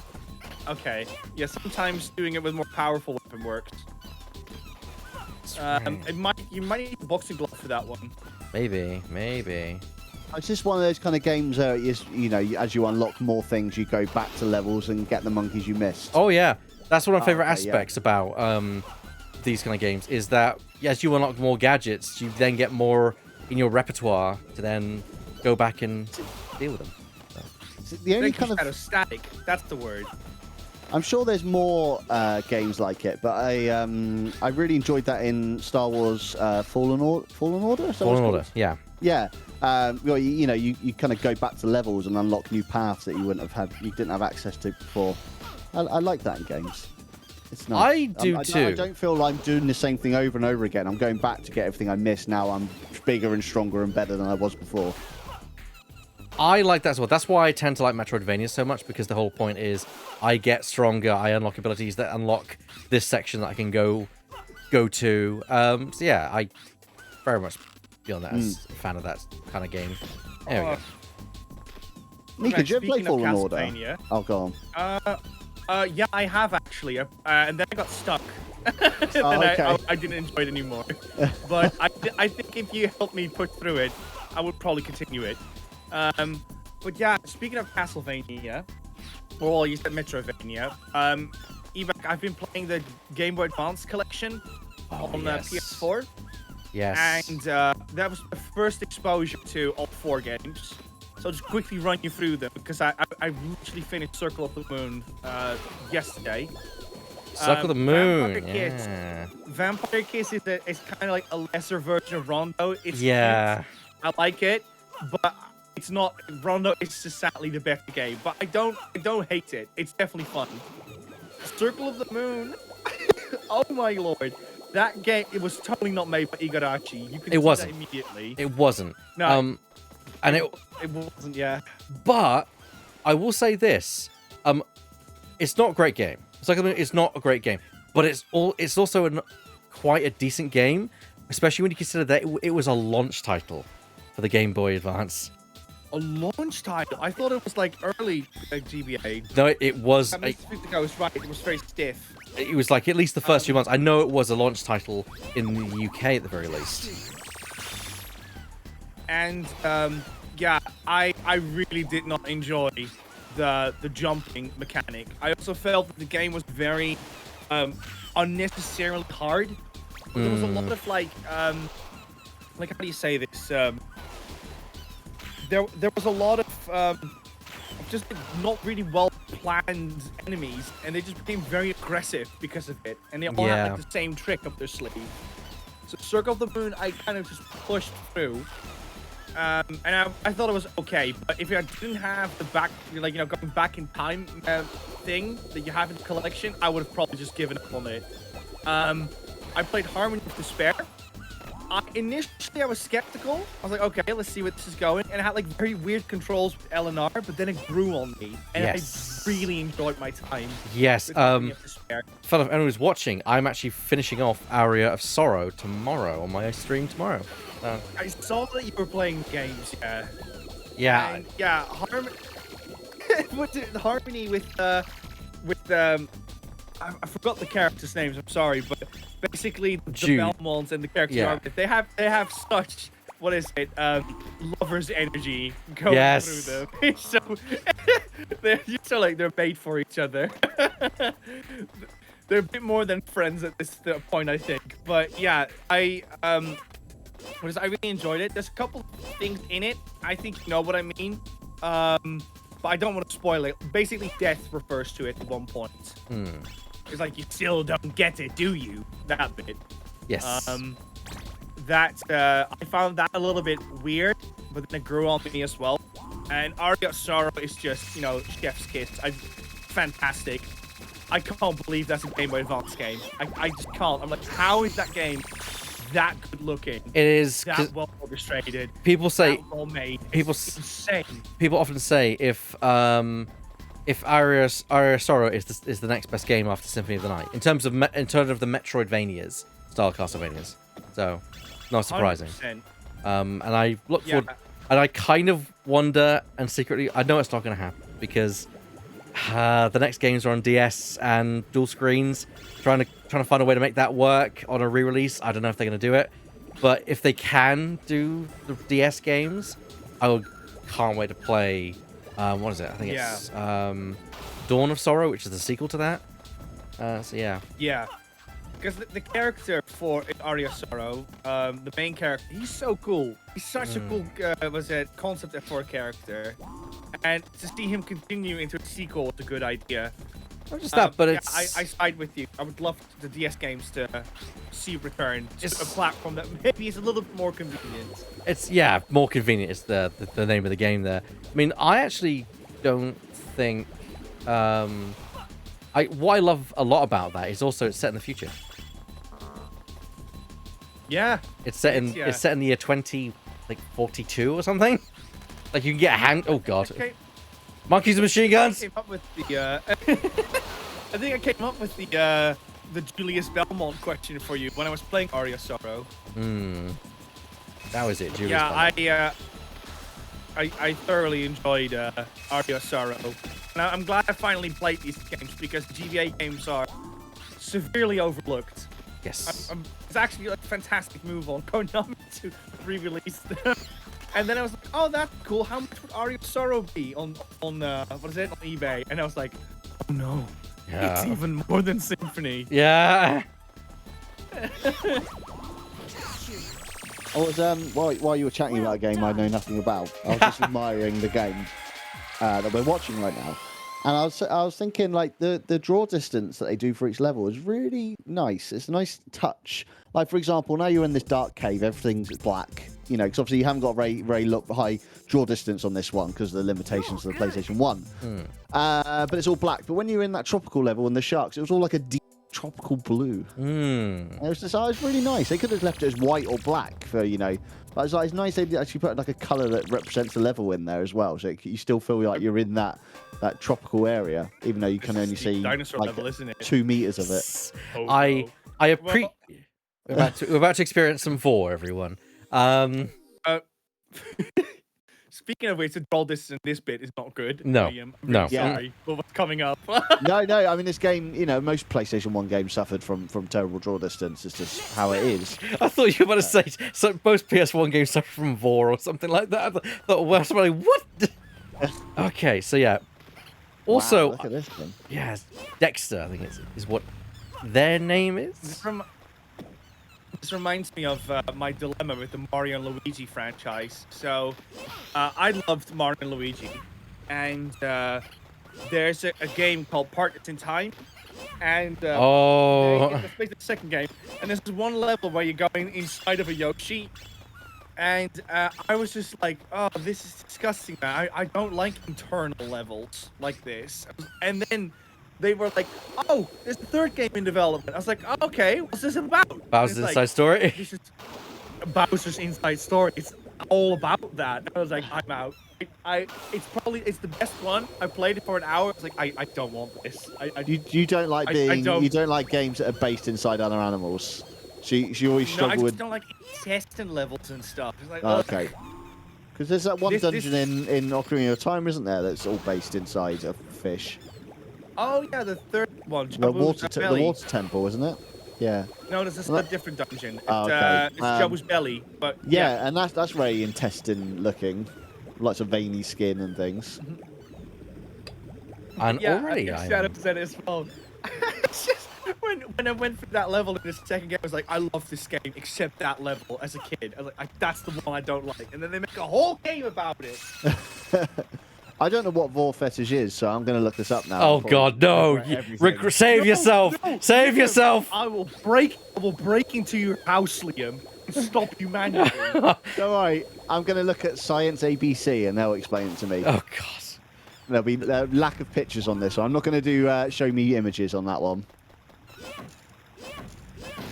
Okay, here's what we're gonna go. Can you make one promise to me, Liam? Yeah. You're gonna do this. God, it's Never happening. ever show it to Rosie, okay? Yeah, never, never. Never ever. Honestly, you don't want to do it, mate. Look, a turtle. It's a turtle. It's a cute turtle.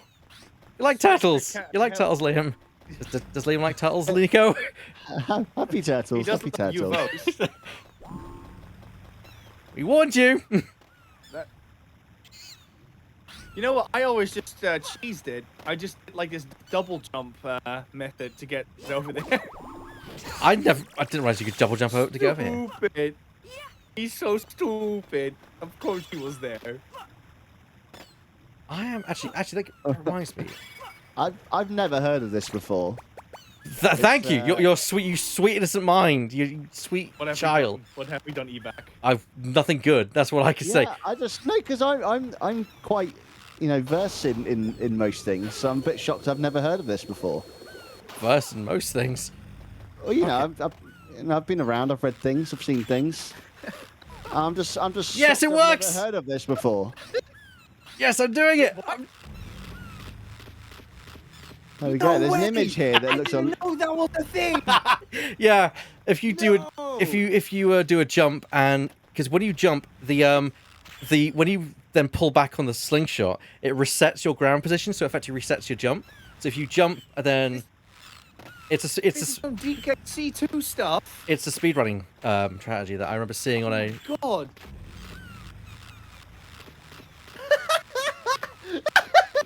What's going on? Who needs the propeller? Yeah, exactly. Speedrunners use that technique instead of getting the propeller because it's just easier. Right, Liam. Are you ready to see, to see your research pay off? This is it. I don't know monkeys here anymore. Can we go? Oh, so we can go in now, can we? Yeah, we can. Yeah. All right. I just literally was just trying because I've heard the technique, never done it myself. That was my first time doing it. All right then, open wide, big fella. I think I got him. Time to say ah. Weird texture over him. He's got flat teeth. Right, give me a second. I'm just going to quickly grab a drink. One moment. Music in this level, though. I always got very uncomfortable with the noises in the background. It's a spectre coin underneath the ship. Oh, is there? Okay, Yes. Big bodies of water in I hate this. big bodies of water in video games, especially PS1 era games, do scare me because that draw distance. Like, what are you hiding in there? What are you hiding in there, game? You know, come to think of it, that is a pretty nifty way of creating isolation, for sure. Yeah, that's why you need the RC car for that one. Yeah, I do remember that one at least. I knew there was an RC car monkey somewhere in here. Yeah, and even as a kid, this confused the heck out of me in so many ways. Yeah. And these things, they go wow, wow. Yeah, I mean, are they supposed to be like cells and they're fighting over half the body or something? I don't know. Yeah. They're probably struggling to find enemies for this level. Shadow just says, I hate this. Yeah. Shadow deals a lot of medical stuff, so I can. This is probably doing some damage. Take strain damage. I can't remember what's up here. Oh yeah, we can jump across. Oh yeah, we can jump across here. Oh, God, they didn't make that. Ooh. Oh, the controls for the slingshot in that bit are really hard. Like, first person is fine, but when you try to, like, just do it, like, hands-free in third person, whew. Cannonball.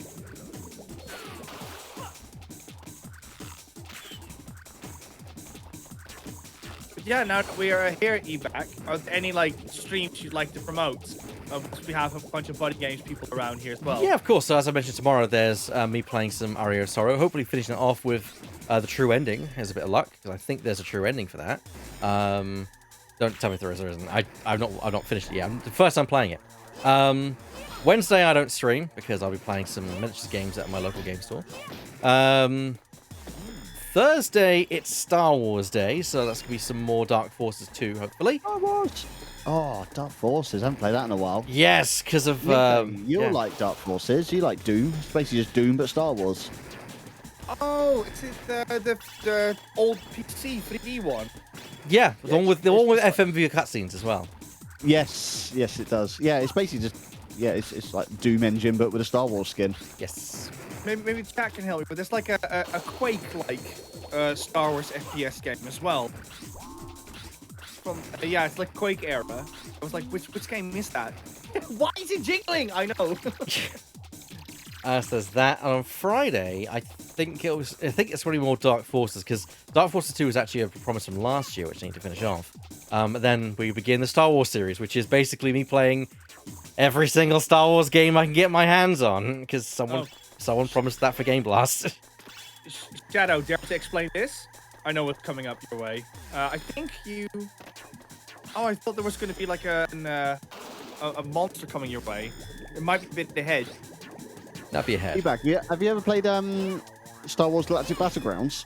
I have. I also corrupted Shadow by introducing her to that because she's big into Age of Empires, and it's a fantastic game. I'm so glad that GOG kind of re-released it. Shadow, could you explain what that thing is? Thank you, Miss Fatago. All right, yes, Shadow. What's your medical opinion on this? But other than I don't like it. Oh. I think that's what we call a parasite. It even makes a noise. Oh, it's retracted now, whatever it was. It's the vulva in the bladder.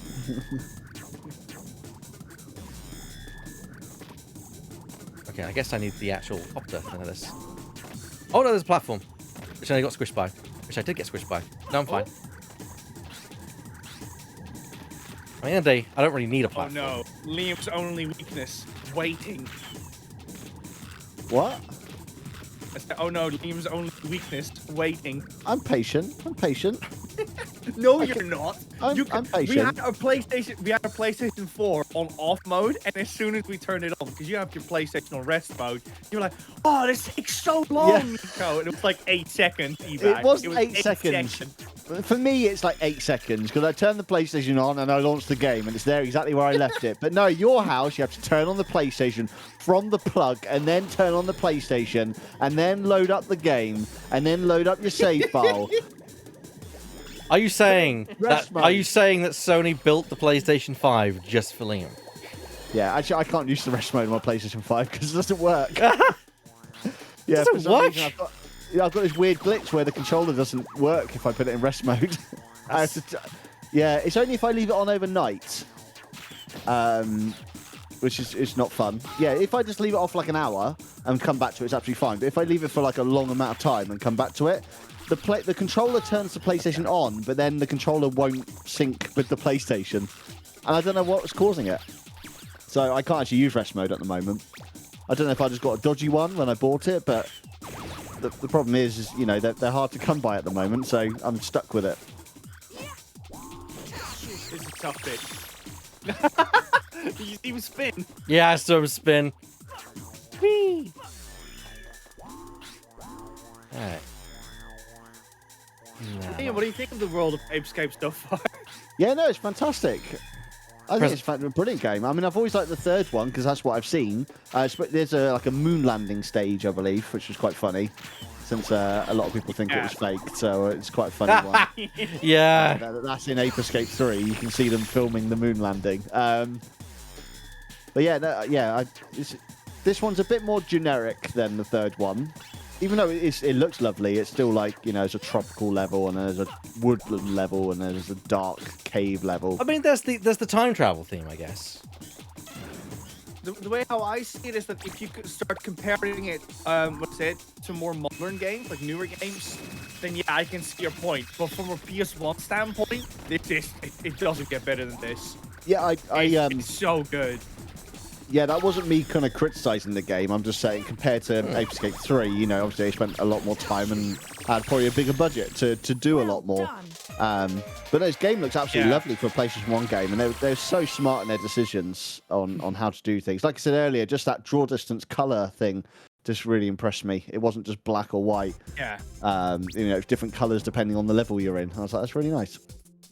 Also, Good.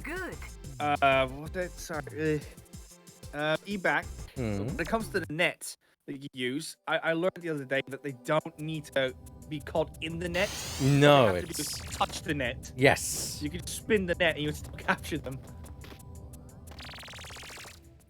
Also, to make this game age even more, if you stand still and you idle, like you know how some characters start listening to music, or like how Donkey Kong grabs a DS and starts playing it. This game, if Spike stands still, there will suddenly be a jukebox with a wired headphone, and you're just listening to that. And I'm like, this is pre-iPod stuff. This is pre-iPhone stuff. This is insane. Yeah, where's that, Professor? All your inventions? This is a great level. If you like draw distance, Liam. It's just very pretty what they did. It's very serene. I love the music as well. Very serene. It's like it's drum and bass without the drum. So you can hear the drum, but it's not there. It's very well made. What's also great, I don't think you can show it off well with this stage, but if you start crawling, eBack, the drum will go away, the beat. There you go, see? And if you go stand back up, it comes back up. There you go. Where are you coming from, you little bugger? Game's so detailed. There you go. Yeah! Although I can't go in the water here because that will freeze me to death. So that typical mechanic of like, oh yeah, frozen water, it hurts you. That snowman just didn't want to. Nice. It's definitely a very pretty looking PlayStation 1 game. Does it control well as well? Like, obviously it's weird controls, but does it actually still hold up today? I'd say they do. I mean, Nico, I'm someone who finds it very hard to articulate how the controls feel. The jumping is a bit floaty at times, but I still have a bit of control over it. What do you think, Nico? I mean, you've played these, you know what these feels like.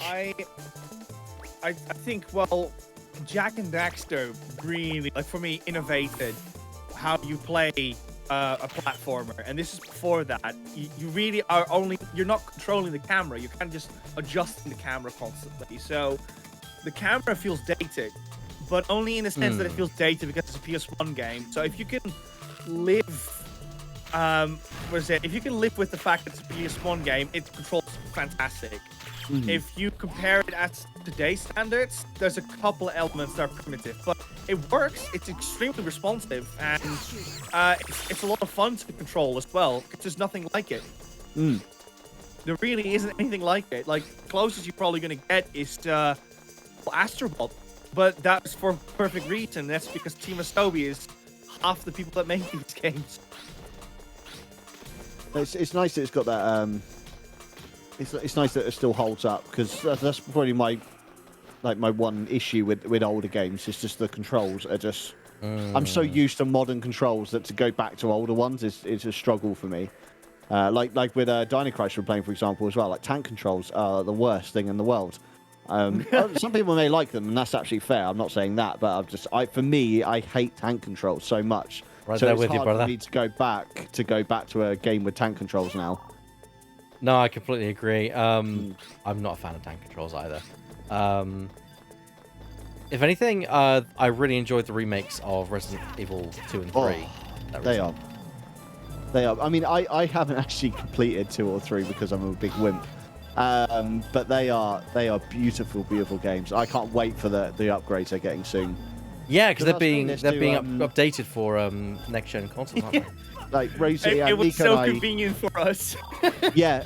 Well, we were playing it, getting ready for the stream, a Resident Evil 2 stream we were doing, and we were just like, this game needs a PS5 upgrade. It's just like, it's such a pretty game, but the console's holding it back. And it's like, it needs an upgrade. Because it looks very pretty on PC, but even on that, it's still kind of PS4 limitations within it. On that point, some executive with a cigar over at Capcom was watching at that moment and thought, you know what, these guys got a point. But I'd say that, but they are giving it away for free, so maybe not. Yeah, true. Yeah. They're not going to make much money out of this, apart from resales of the game. Well, maybe that's the trick, right? It makes so much money, but maybe some people haven't bought it yet. So it's like, hey, now you have an incentive to buy it or something. Yeah, because it's an excuse for them to. It's a marketing excuse for them to be able to put it on sale and be like, hey, you want it now, don't you? Yeah. Which I wish a lot of companies felt that way, but sadly not. Capcom did that with. Oh, he's called Tanjobi. That's cool. In case you guys don't know, Tanjobi means birthday in Japanese. Okay. And it's like born on March 18th, so that's the joke. I see. He's a monkey. hey, he's a monkey. That's great. He's a monkey. hey, he's a monkey. Hey, he's a monkey. That's good. I think that's all of them. So it's this one over there, and it's in some kind of ice cave. It's almost like it's close as well. Yeah, just imagine RE2 with ray tracing. I'm not sure how far they're going. I know it's got some elements of ray tracing, but kind of like reflective puddles and things. I don't know if they're going as far as that. If they are, then that look very cool. Looks like I have to invite Liam over then soon. For what? Well, if they're going to do ray tracing, no, because PlayStation 5, innit? Innit, bruv? Yeah. Yeah, you're just showing off you got a better graphics card than me then. That's all that was. That's all you care about right then. Nico, hopefully mine will be good soon too. My graphics card is very good, but it's 5 years old. It was top of the range 5 years ago, and it still holds up well today, but I don't have the lovely benefits of ray tracing or DLSS or any of those modern things that you cool 30 series have. Oh, you got a 30 series as well, have you, Nico? No, yeah, Nico has, yeah. I was very contemplating because I basically had a budget for a PC, and this is all like just money that I make for my job. This is my decision. It's not we're doing this from BuddyGamess before people start speculating. Yeah. But what is it? I saved up a budget, and as you guys all know, it's very hard to get a graphics card. And sorry, reflections on the floor. Beautiful. Yeah. I know there's just a level underneath, but yeah, carry on. And Deals Foundry, they had, a 3090 lined up. And I sweated. I was like, Liam, what do I do? was it break out for this and just save up again?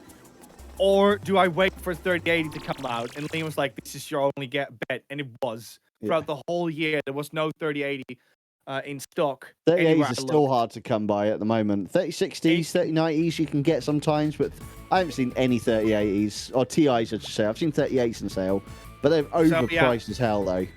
I went severely over my budget because of it. But yeah, I got a 3090 in this one. Also, this comes from the point of view of someone that does not have a computer. My computer broke at nothing. We only have Rosie's PC. And I was working off of that one in the meantime. So it was also a matter of I need to get a new PC eventually. But I'm just looking at this, what we're seeing. He's 2D. Yeah, this is one of the side games they have in there called Ski Kids. Okay. And it's just a 2D flat image now. It's amazing. Yeah. And yeah, it's Spectre boxing them. Yeah. It's amazing. I love it. Not good at it, but still. Spectre boxing is so cool. It's so bad as well. Like, it controls so poorly, but because of it, it has a bit of like a Mario Party vibe to it of like, okay, let's just have fun with this one. And Rosie and I use Spectre boxing sometimes to settle arguments, which is a lot of fun. Really? Mr. We did it the other day. Mr. Fujiko said, suddenly Parappa mode. Suddenly Parappa mode. You're not wrong. Anyone remember the snowboard level in FF7? Yes, of course. I like how they actually incorporated that mini game into the game, because you're trying to get down to, you get to like the ice town, don't you? And you've got to get down to the bottom, and it's a fun little mini game to get there. I have to say as well, because this is going to go uncredited, but this controls really hard because you have to use both sticks, because both sticks resemble one foot. Liam's is like a canoe. So Evac is struggling right now, and he is owning it. So he deserves massive props for that. Oh, thank you.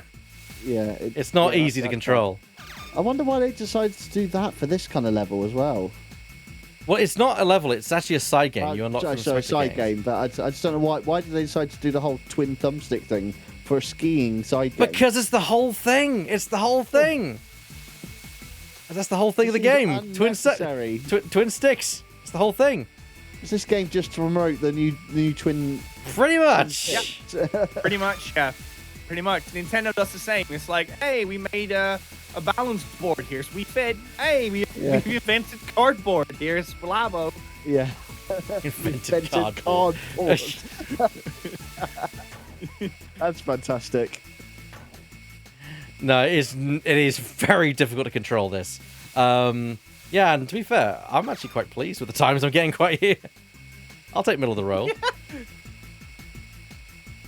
This is the easy course, by the way, everyone. It doesn't get any easier from here. This is the easy course. You're currently third. Yeah, it's not about racing. It's about getting the better time than them. Oh, okay. So if you notice, it's all about times up the front. So right now, I'm going to be ranking down, I think. Yeah, I think that last hit put you back a little bit. Another thing I discovered the other day, because Roji and I are such big nerds, we got the Japanese PlayStation 3, and we bought a couple of Japanese PlayStation 1 games off of the PSN store.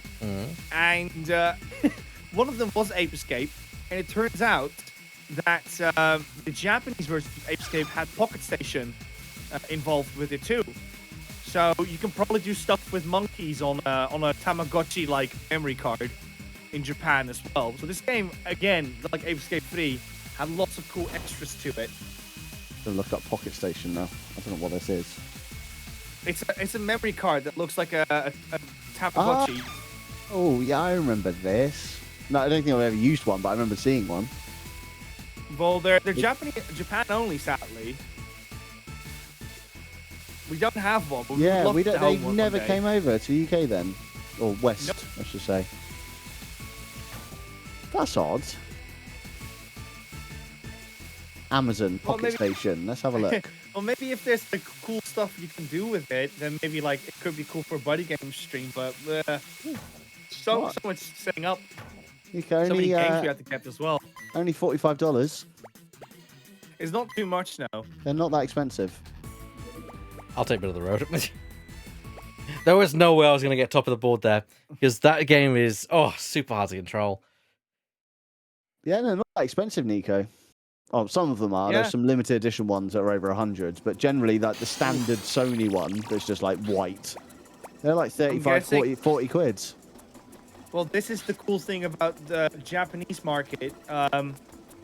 I hate saying this, but it is really a Western thing to make games extremely expensive and make big buckos off of it. Whereas the Japanese market is more like, hey, we don't like having a lot of stuff lying around, so we just want to sell it. And they're also watching Chris Broad on YouTube. He went to like he goes to like these bargain store things, and like they have like PlayStation 1s and PlayStation 2s and Wii's and all kinds of stuff, and they're all like immaculate as well. Yeah. They're all like vacuum sealed, like in it's like a pre-owned like thrift store basically, but like it's like mint condition. It's like vacuum sealed. It just takes so much more care. There's a lot of stories going around about this, of course, because it's very hot to be like, oh, in Japan they do things different. But I do believe that in Japan, when kids are being taught that inanimate objects kind of have their own life to them. Mm-hmm. And they kind of call them out for that kind of stuff as well. It's like how some people do with plushies, and they pretend that they're like existing and stuff. And because of that, Japanese people are like very protective and careful with their stuff. So yeah, that's also a reason why like video games aren't broken when you find them. People take care of them. You take your case of Shadow. Also, that is a propeller. That is a kayak paddle, Professor. I seriously, are you telling me you invented this, or did you just grab this from your shed? See, you guys are looking at it differently. This is was it Darth Maul going out for a hiking trip? Oh Because god. those are holographs. Yeah, he is just grabbing normal things and then just making them futuristic. Like, normal net, I'll make it a time-traveling net with laser things.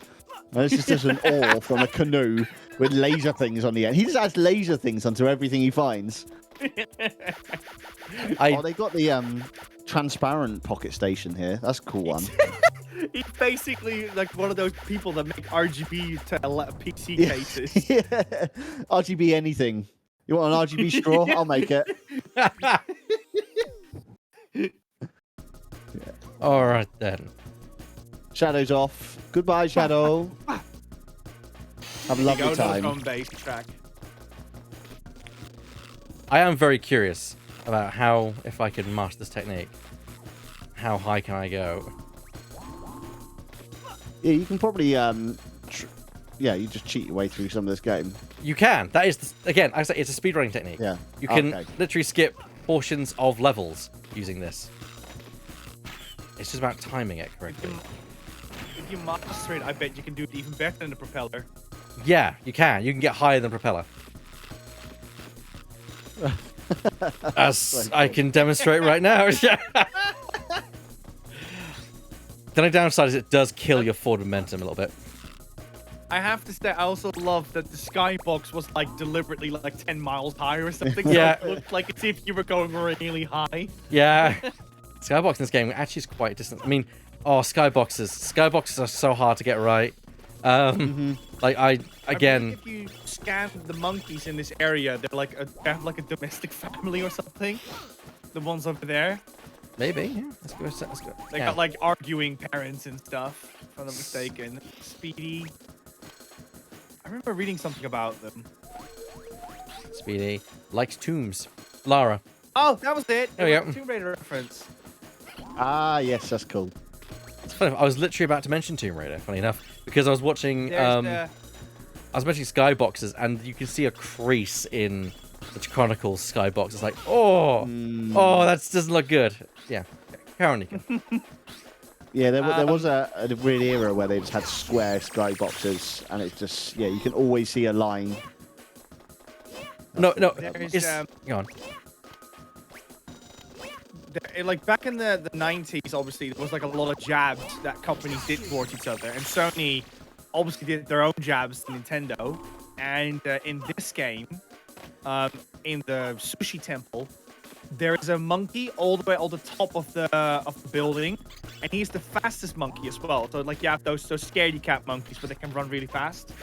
And this monkey had 0 stats. He has like the worst stats in the whole game. And this monkey is called Donkey. Oh man, Yeah. poor guy. That's the thing in this Poor game. guy. I mean, Donkey Kong is like, if we're talking Nintendo, Donkey Kong Country is like some of my favorite games out there, if not my favorite. And Donkey Kong Tropical Freeze was amazing, which you can play on Switch right now, and it's the best platformer on Wii U. That says a lot. Yeah. I've still got issues with the jumping in that game. It upset me thoroughly when I played it. I've not played it. Grab when you jump from swing to swing, you've got to like grab the swing as you jump. I was not a fan. Then you got to like let go of it to jump and then grab it again. I had major complaints with that, but that's just me because I'm not very good at those games. I actually over the weekend spent some time because I've not been playing Forbidden West. I've not played any of Forbidden West because I'm like, because I'm like, no, I've been playing Ghost of Tsushima for a year at this point. I need to finish that game. And so I spent... I couldn't take Ghost of Tsushima down. Well, yeah, because I got it for Christmas last year, but for some reason it just didn't gravitate too much, and I pick it up now and then, play it for a little bit, and I'm one of these people who I'm like, okay, main quest, I don't want any of that. Where's all the side stuff? Where's all these kind of shrines and all these weird things that you can have me do game? Where's all the busy work that you like me to do so I can get upgrades and get like very powerful on that lark? So of course I spent forever doing all that stuff in Ghost of Tsushima. But I finally did finish that over the weekend, along with the Iki Island expansion. So. I haven't done the Iki Island yet. I only got it recently. High recommend. It's a good expansion. It's actually a very good character piece about characters without being required for the main campaign.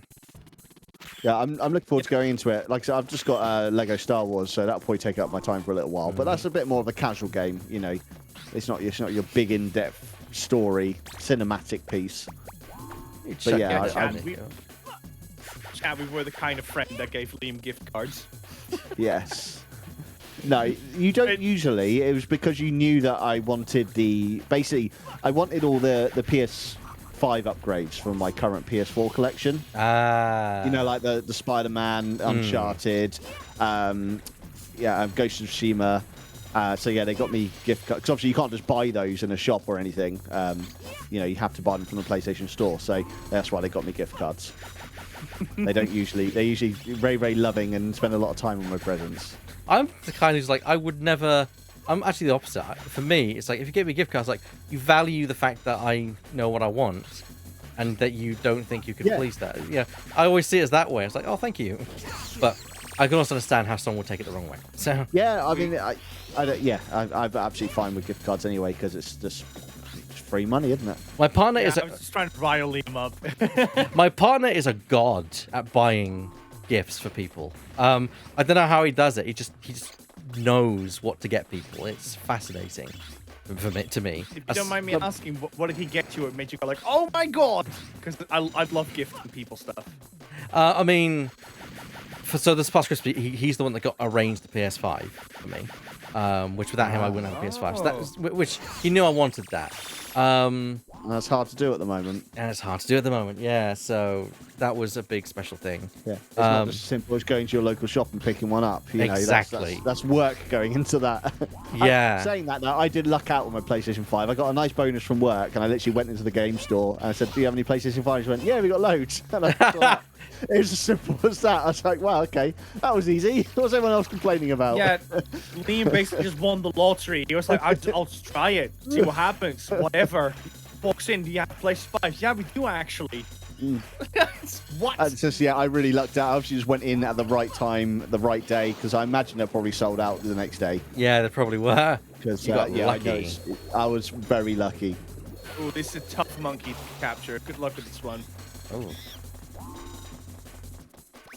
Of course. He has like igloos he's hiding in as well. Oh, but you're gonna love this one, Liam, because his attack is very special. Oh no! Well done. Sorry to disappoint you. Basically, he fires rockets off his backpack. Oh, that's cool. That's a cool attack. I did enjoy that in the new Far Cry game. One of the backpacks you have 5 rockets. And I thought it was a bit of a gimmick thing at first when I first saw it. I was like, no, I'm not interested. It's not very real. It's a bit stupid. But actually playing the game, like, this is actually pretty fun. I felt the same when I was playing Just Cause 3, and they gave me the jetpack that has the rocket pack, and I'm like, yes. That jetpack in that game just made the game amazing. It transformed the game for me, and so much so I think that's why in the 4th one they're like, we can't not make the game and give him a jetpack. Yeah. I literally, because I play Just Cause 3 quite often, for some reason it's one of those games that I just like to play over and over again. Just Cause 4 I thought was a pile of pants, but Just Cause 3 was perfect for me. And yeah, I always do the first level so I can unlock the jetpack and then just leave the rest of that DLC. Yeah. So it's quite boring. Just make sure you get the jetpack, then play the game. Perfect.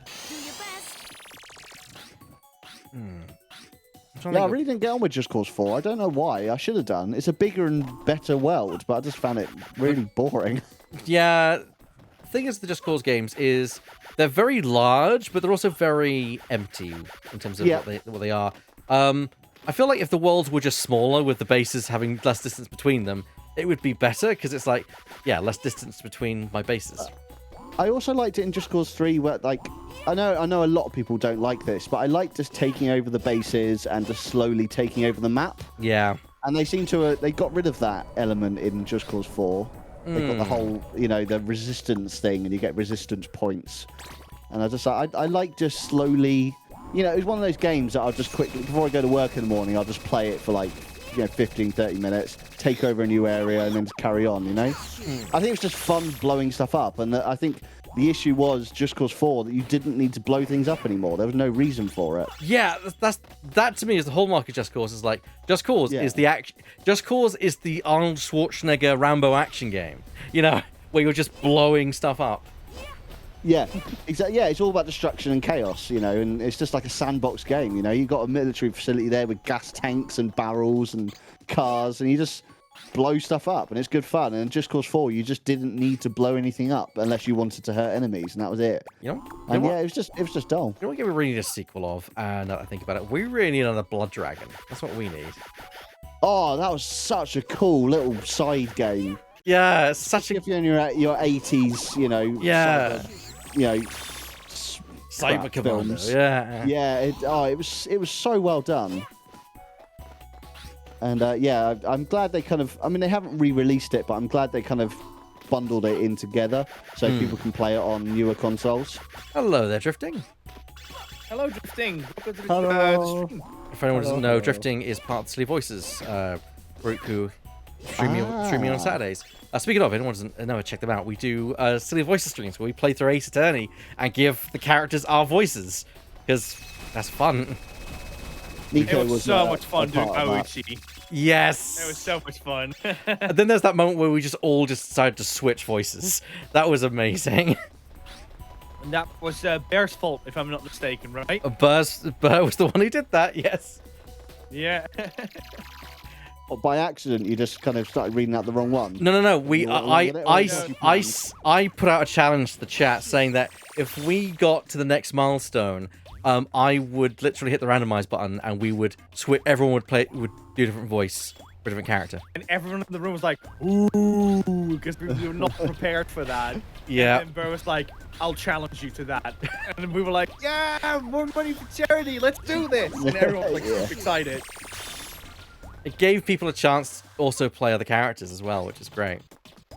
Yeah, it was a nice shake-up as well. The hot springs. There's always a hot spring level in this game. What was that? I tuned into some of that one. It was good fun. Yeah, I mean, we do it every Saturday because we're currently doing Dual Destinies, which is my favorite out of the series. And that is quite fun. Because we're sticking to Ace Attorney. I mean, I don't know if we'll ever get through the entire series, but we'll probably get bored by the time we get the entire series done. But if we are, we'll probably look at doing something else at the end of it all. I will say very quickly, now that we're on the Phoenix Bright topic, I don't know obviously how you're playing this. You don't need to answer necessarily, but I do know that Spirit of Justice is only available digitally on the 3DS. and someone is closing their eShop in August. So if you need Are that they game, really? yeah, you I've- can get it on phone though. I've already got it. Like, I've already got it. Because I've already played the games before. But yeah, for the audience, anyone who's watching, if you want to get Dual Destinies or Spirit of Justice, buy them off the eShop now, because they're only available digitally. I The will 3DS say, is pretty dead now, isn't it? Right? Since Yeah, the no, Switch it's launched, just- no one it's produces for it discontinued. anymore. Yeah, okay, it's discontinued, and discontinued. it's a legacy software at this point. Yeah. Yeah, okay, yeah. But the problem is, it's such a unique console that it's also one of the more difficult to kind of properly emulate because of its dual screen nature. So that is why it's had a bit of a renaissance releasing it all of a sudden. Everyone's buying up games for it and selling games at ridiculous prices because everyone just wants a piece of the 3DS right now. I don't know why. I've played Spirit of Dual Destinies on the 3DS and Spirit of Justice on my phone, and I can very safely say that it plays very well on phone as well. Preference goes to 3DS because I just really like splitting up devices for different purposes. I don't like having it all in one place. But the phone version is very good. I wholeheartedly recommend that as well. So if it's more convenient to play the phone version, So try they it out. actually There's released it nothing on wrong a with it. phone. Yes. You know, okay, cool. I didn't know that. There's, I know that Joey talked about this a couple of times on Twitter, and I do side with him on it. And that's that phone games get a very lot of bad reputation because it's not the Switch. I get that, and I can respect you for thinking you want it on Switch, but it really isn't half as bad most of the time. And that's the thing. If you have a controller with it, or if you set it up properly, or if you just play on the bus or something, your phone is not that bad for games like Layton or Phoenix Wright. No, they work very well on it. I feel that point and click games. I wish there was. Sorry, not feel. I wish there was more of a resurgence of point and click games from mobile phones. Like my favorite platform to play the Broken Sword games are now on my mobile phone. It's just nice because it's point and click. You just everything's with your thumbs. Yeah. Sorted. You know, you don't have to be quick. You don't have to jump. You don't have to change the camera.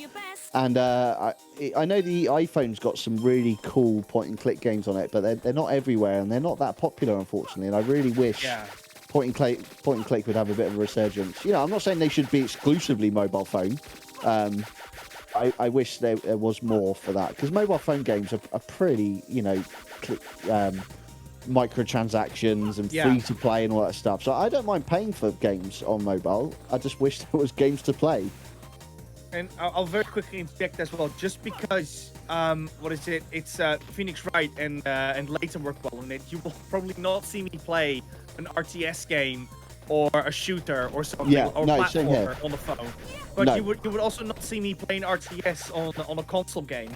It's just that's the nature of these things. So you just get a lot of bad prep around phone games, and I'm like, it's not always that bad, But that's kind of my opinion on it. Yeah, no, Do you RTS like the games. beat I never play simulation or RTS games on a console. It's always mouse and keyboard for those. Oh, I'm probably going to get beaten by Buzz for a change. How did you play Evil Genius, E-Back? Did you play it on PC? Play it on PC, yeah. Yeah. I got it with Xbox Game Pass, and I've completed the campaign, but I haven't picked it up since playing the campaign. So yeah, my only issue with that, maybe I lucked out, maybe I was doing something unnaturally well, but I just never seem to run out of money in that game. I just seem to have an abundance of money. That's very weird. I don't know why. Like I said, I kept on running out of room to store money, so I kept having to make that room bigger and bigger out of everything I had. So yeah, I think the only time I messed up my money situation is when I tried getting all of the, I can't remember what room it is. I think it's not the training room. It's like the scientist room. Yeah, the laboratory. Yeah, all of those things were really expensive, and I chucked them all in at the same time, and I was like, oh, where's my money gone? And then I couldn't pay any staff. But then, it's the donkey stage. No one seemed to leave. Oh, this is it, is it? But no one seemed to leave when I couldn't pay my minions, and I just carried on. But I did enjoy my time with it, though. Throwing stun, ninja, buggers, robot things. He turned into a log when you hit him. Yeah. Yes, Okay. Obviously, all right, cool. I don't know the story behind it, but I do know it happens a lot in ninja media. Yeah. Like I said, this game is very heavily influenced by its Japanese heritage. If you couldn't tell already. Just for those playing, Not just really right. for those playing along at home. Yeah, this is probably the most like Japanese level there is.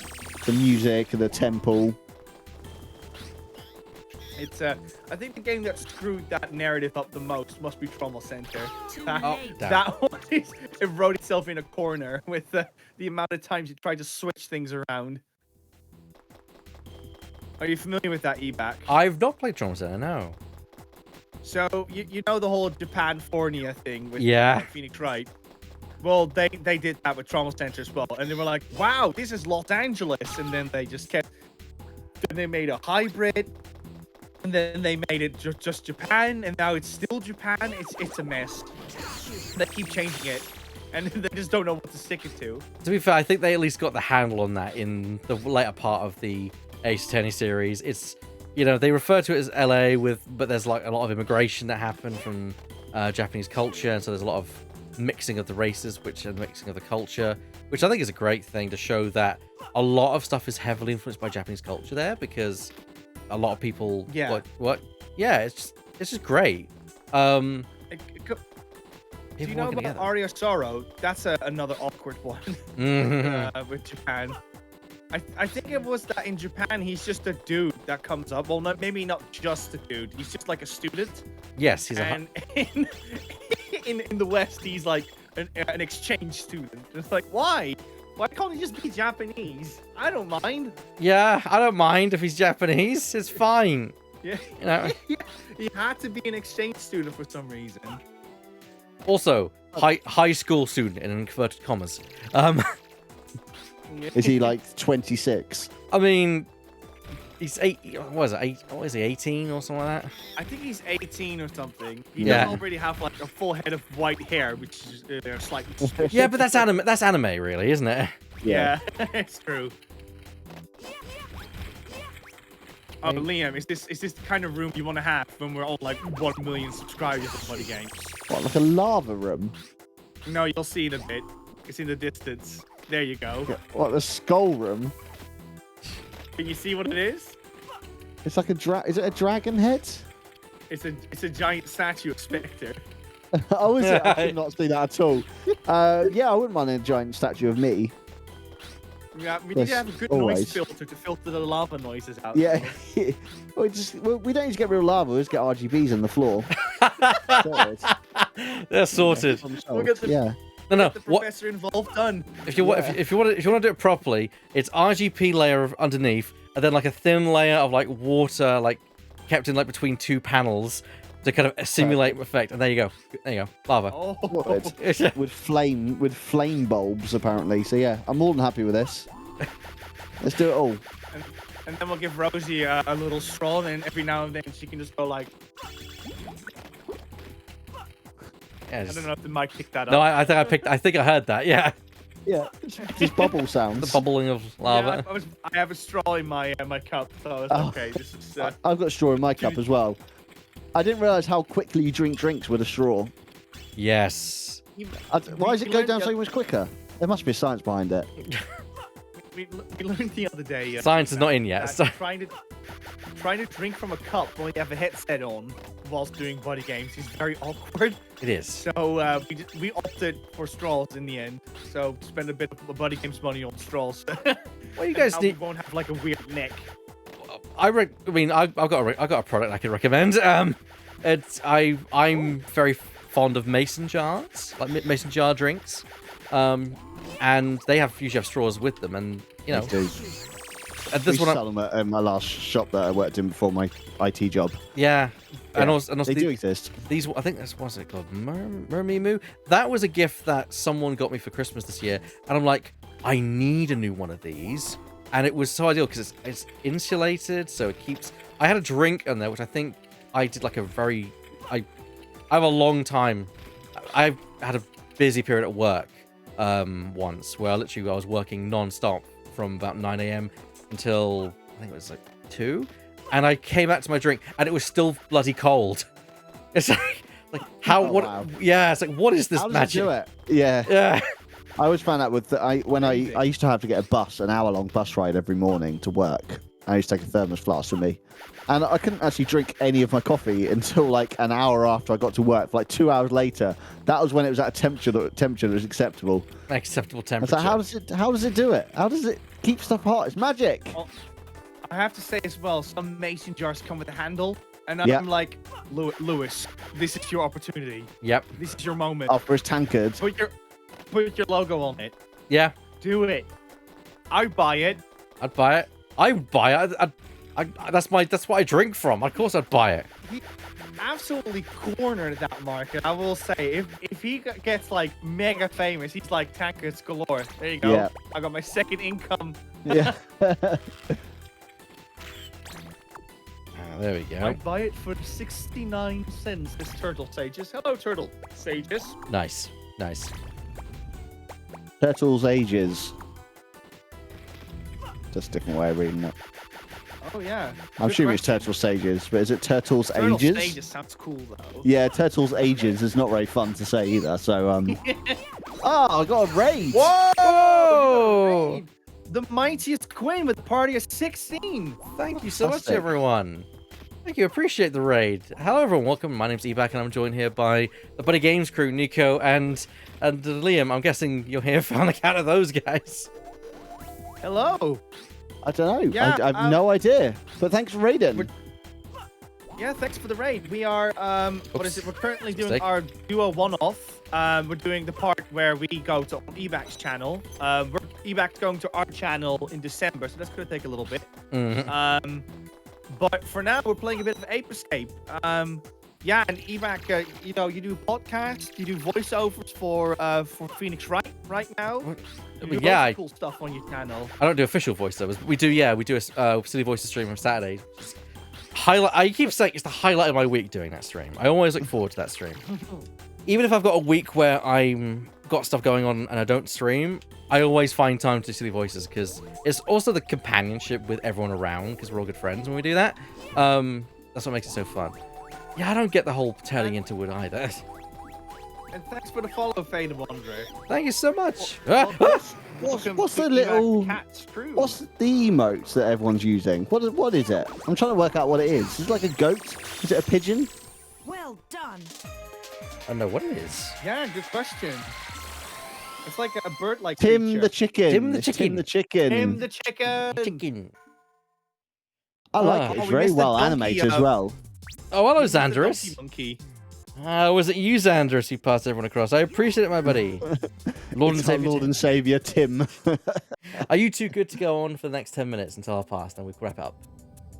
Yeah, well, whatever. You carry on. I'm happy just chilling here. Like I said, I don't know anything about this game. Nico and Ebac do. So I've just been like just enjoying the view as we're chatting away. Oh, Just yeah, experiencing this game. I believe that's like the golden ratio of streaming. When you have people, on your stream, have one person that knows the game all the way through, and have one person that knows nothing about it, and then you get the whole like introducing stuff. Yeah. But that person's also good enough to play the game, because that's another problem that sometimes people have, that they don't pay attention and they lose track of it. Streaming is hard, is what I'm saying, and Ebac Yeah. deserves the audience for it. Oh, thank you. And just stream by yourself is always a tough one. You jinxed me. There's some more emotes in the chat, and they're all beautifully animated. I really like these. Are you saying ours are bad, Liam? No, I'm not saying that. I can appreciate two things, Nico. It's allowed. It's allowed. Oh, God, I got quite high. I'll give this some clap. Thanks, Nico. No, You like those as well, Liam? Really nicely animated. They're very, very, very pretty. Your ones are just like whatever. Wow. Hand clap together, great. Yeah, 2 frames. Gosh. Yeah. You've got yourself an animator. There's loads of them. Look at them go. Give us all the dancing emotes. Oh, nope. We only have one in ours. It's this one. Oh, I think there's a couple of Mr. X's in there as well. But yeah.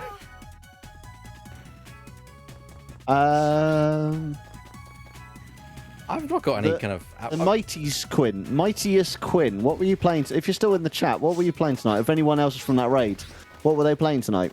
I'm going to give a shout Also, out. hello, Archduke of Prussia. Good to see you again. I know that name. Yeah, I recognise that name as well. I know that name. Oh, you know that name? Come down here in Cornwall, you know? You're right, refrain. I don't know why I suddenly went into that, but yeah. It's because we're from Brizzle. That's how we all sound. Hello, my lover. Skirt Lush. Speak for yourself. I'm not actually from Bristol. I just live here currently. I'm from Buckinghamshire. I'm from Norfolk, as they say down here. They say Norfolk. They say Norfolk. Down here at Norfolk. Oh, wait, that's where John Travolta was, wasn't he? Was it? Yeah, no, he today. He casually visited someone, like family members in Norfolk. Or something. He went to Morrison's and stuff, and everyone was like, "Wait, what the heck?" Well, that was John Travolta doing here in. Well, that was John Travolta doing in Norfolk. Yeah, he was there for a little bit, and people took pictures with him and stuff. Yeah, he went to Weatherspoons. That's it. He had a drink over there. I don't know what is more kind of like, weird in my mind. John Travolta at a Morrison's or John Travolta at a Weatherspoons? It's like both of those things just don't seem right to me. The little stage says that monkey's doing kung fu. We gotta see his bio.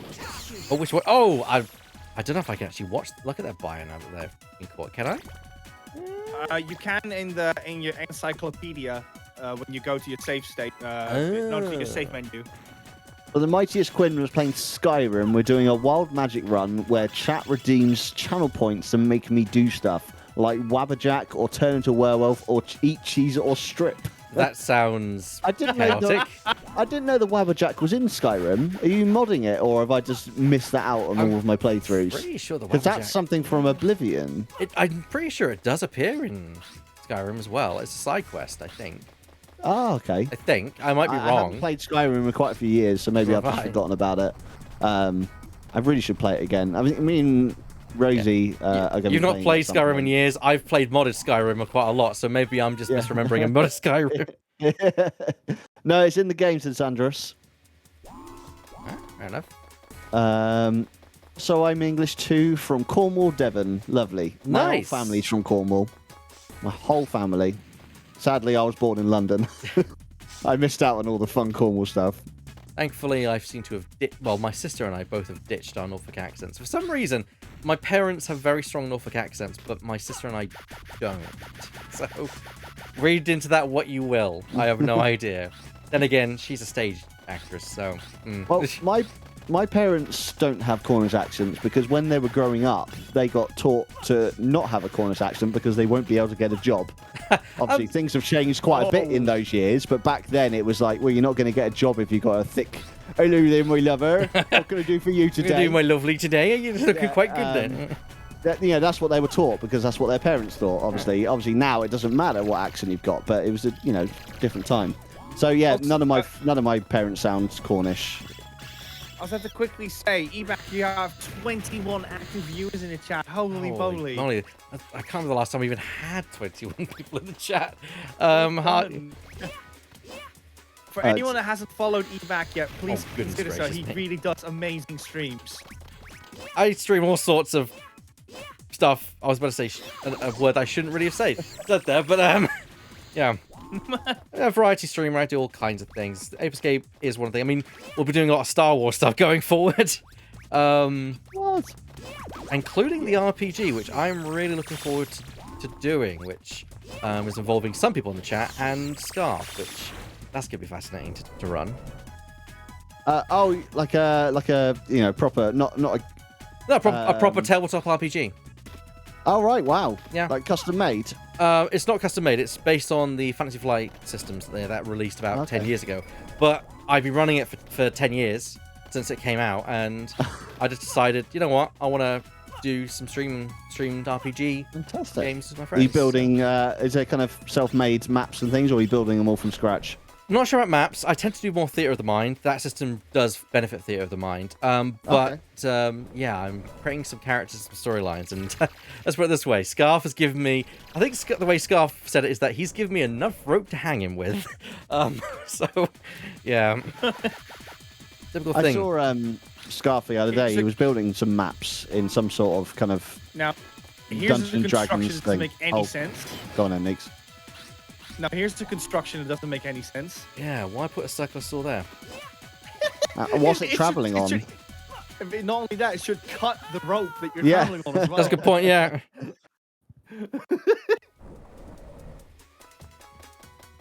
Must be You a button. failed. Yeah, must be a button somewhere that I missed. Yeah, there it is. There's the button. Yeah, A game I've never played, which I should have done since I'm a Star Wars fan, is Knights of the Old Republic. So I've recently purchased them and downloaded them, and they're going to be my next game I'm going to play. that's fine. You've got the remake I as can't well. believe I coming out. never missed out. Yes, I know. I'm very excited for that. So I just can't believe I've never. I mean, there's lots of games that I just should have played that I just never have. Like at the moment, I'm going through both Half-Life games. I've never played them. I mean, Just, for some reason, I just didn't. I don't know why. Just never got round to it. there's So a shame I'm in so that. I thankful mean, for we that. all have games that would just pass by. I only played Super Metroid last year and really enjoyed that, and that's what got me playing the Castlevania series and then Symphony of the Night and so on. Yeah. I feel that pressure as well, Ebac. It's like people were asking me, "Oh, what are you playing recently?" And I'm like, I'm still going through the Castlevania stuff.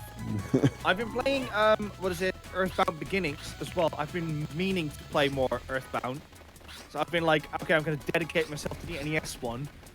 But whew, that game has a lot of grinding in it, so that's taking up all my time as well. And I've played a bit of the new Kirby game, which is pretty good. Faye the Wanderer says, We played that for a bit. It was good fun. Yeah. Faye the Wanderer says, I made a droid technician defeat their enemies by sending wave after wave of disposable droids at them. Their favorite was named K3NY. I love that system. I've not played it, but I love the hired gun in that, because the hired gun has a special ability called Last Man Standing, where basically he eliminates all enemies in a room. He skips his turn. At the end of the next turn, he eliminates all enemies in the room. That's it's quite OP.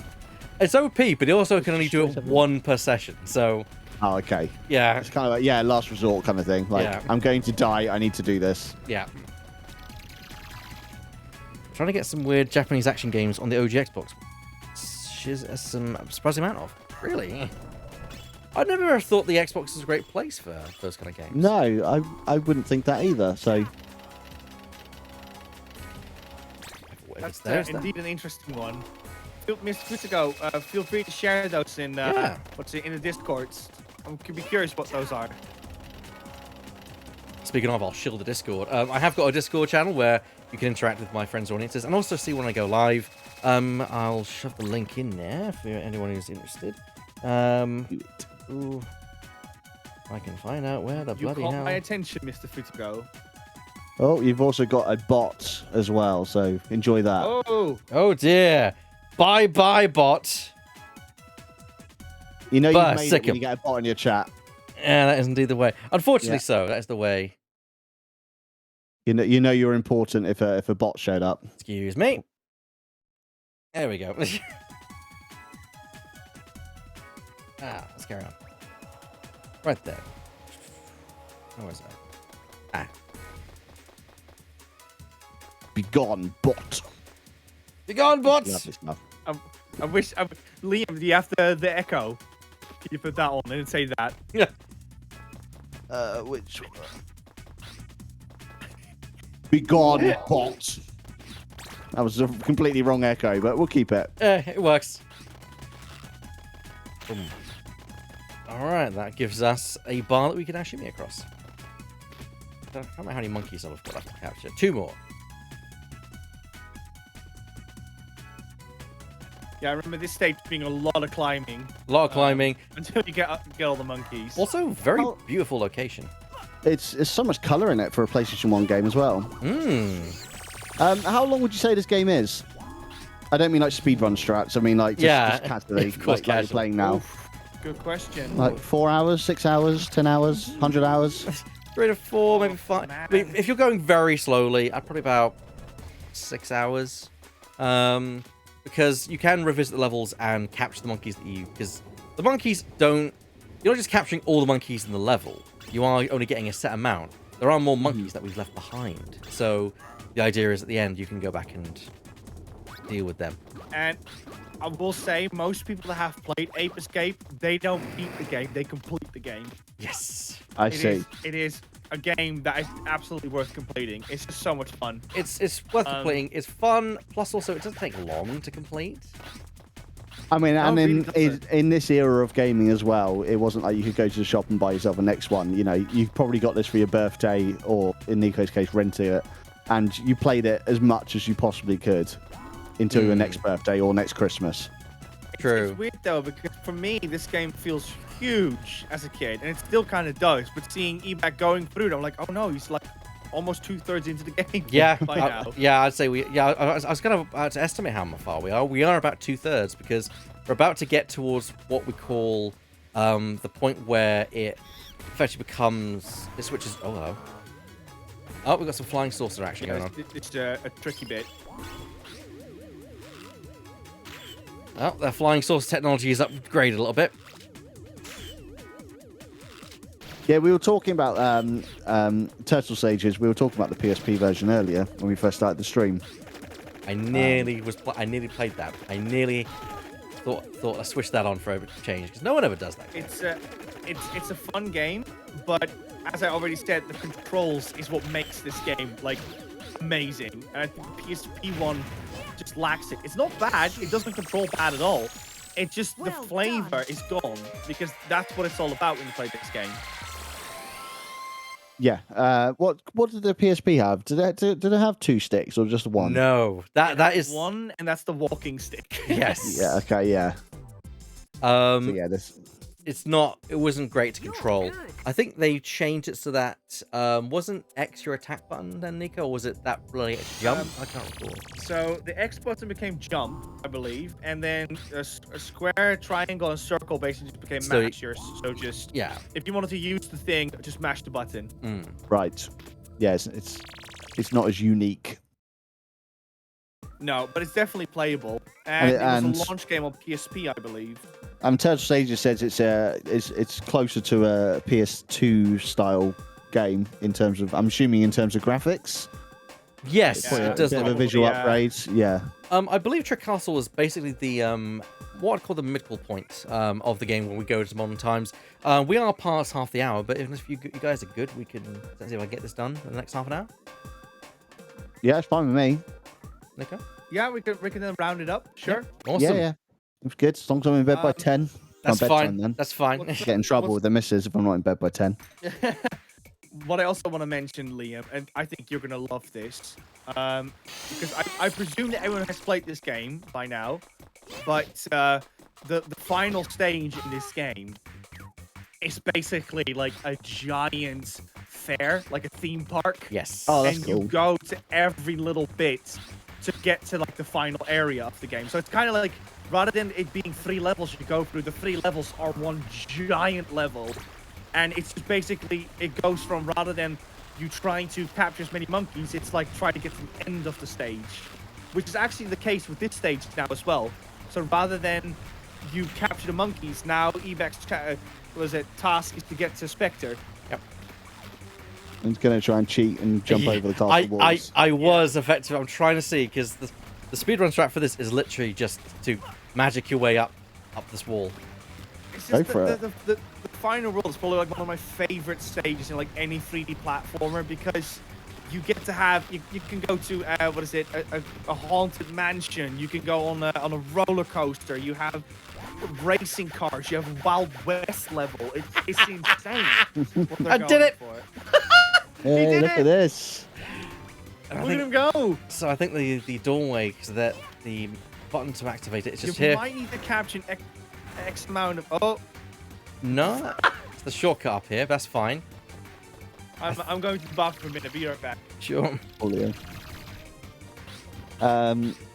Archduke Brush says, I wonder what PSP games will be available on the PS Plus collection. Yes. And Turtle Sages, his guesses will be Killzone, Patapon. I don't know what that is. One of the God Awards, Ridge Racer and Crisis Core. Oh, Ridge Racer, of course. Ridge Racer. What's up here? Is the button up here, I wonder? No, that's a monkey computer that we can't destroy yet because we need the boxing glove. Okay. Do you get that near end game then? Or The boxing glove is called the magic glove, and it basically is, you know, one of those extendable boxing gloves. Yeah. Yeah, it's one of those. Like the zigzag thing. Yeah. Yeah. And it basically, yeah, it's basically a big hit to destroy most walls. Oh right. Okay. Wow.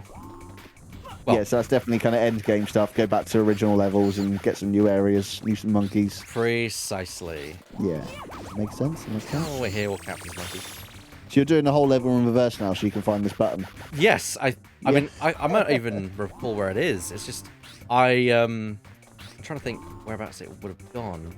So I'm pretty certain that you just need to get up there, but maybe I'm misremembering. It's been so long since I played this, naturally. Archie Brusher says also Medieval Resurrection will be part of the collection. Ooh, I don't know which one that one is. Resurrection is a remake of the original. Oh, okay. I mean, we've got the remakes now, so we don't really need that. the remake, but it's almost like a reimagining almost. Oh, okay. It's Nico's very unusual. a massive fan, so I'll ask him when he's back as well. He's like the #1 medieval fan. Medieval. As well, so yeah, that'll be. I only know the first game, so which I loved when playing it. I got it for the PlayStation 4. Okay, so we do need to capture some monkeys, otherwise that won't let us through. And I'm about to dive this thing. That's fine. There you go. All your health's back. Sorted.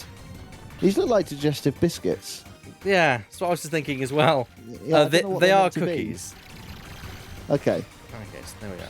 So you're back at the front again now.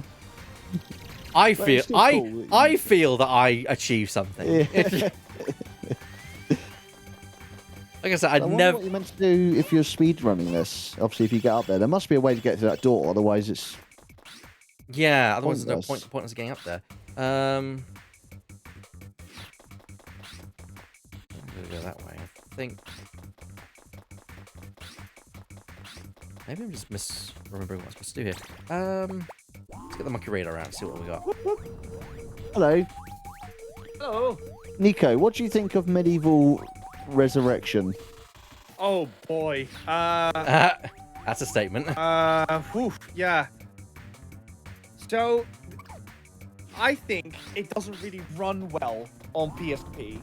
No, it doesn't. And shall I say it? I I own it. I played it. And I decided to emulate it instead. Because I was like, because you can upgrade the frame rate to 60 FPS. And then the game became a lot of fun. So if that game came out in the PS Plus collection, would you be happy if it ran well? If it had a better frame rate, yeah, because the frame rate was quite lacking. But the PS5 should be able to handle it, so I think it should be good. But yeah, I do enjoy that game, but I think that Medieval on PS4 is superior. I think that one is the way to go if you want to experience Medieval. Yeah, we were talking about that one as well. It's lovely, lovely stuff. Yeah, because Resurrection's kind of like a kind of a remake, isn't it? Medieval Resurrection is made by Studio Liverpool, which is the same studio that did Medieval, and it is indeed a remake on PSP, but it's completely different in the sense that it's going for a different perspective with different stories. It has I think his name is Tom Baker. Yes, it's got Tom Baker as Death. Yeah, yeah. That's the movie I it's like. trying to be. It's trying to be a lot more funny, and there's like this little guy in your head that can talk, and he talks just way too much. I'm not really a big fan of that. I've been more of a fan of the PS1 game for that reason. I love the soundtrack of Medieval Resurrection. I think it's better than the original. But then the PS4 one came out, and again, it's just superior. Even the soundtrack is better at that point. I'd love if they gave. To think that Go on. it's mad to think that the composers have done this soundtrack for like 3 times by now. I would love for them to release, what is it, Medieval 2 on the console? Yeah, like I'd love a it remake too. of it, or actually No, just the just original. even if it's just the original on PlayStation hardware, I'd love that. I'd play that very easily. Yeah, Archduke said it perfectly. The game is enjoyable, but pales in comparison to the original. Yeah, that's how I feel about Resurrection as well. I wouldn't really recommend it these days though, but if they re-release it on PS Plus, and it runs better, absolutely. I do think like, please just check it out. But I would, if you only have money for one thing, I'd be like, just get the PS4 version. Yeah, the PS4 I game's wanted that amazing. game to succeed so badly. I bought it for Liam. I was like, I need to buy it twice. Yeah. So I bought it twice. I gave one to Liam. I said, Liam, please play this game. Do we know if it did succeed? Or how well it did? We have the internet, so- so. From what I'm not sure. Yeah. Well, I'm not sure what news is out there. But I hope it was good enough that we get the sequel remade as well. That's the one I would like. Mum. You can see it's proper British because it said mum. Mum.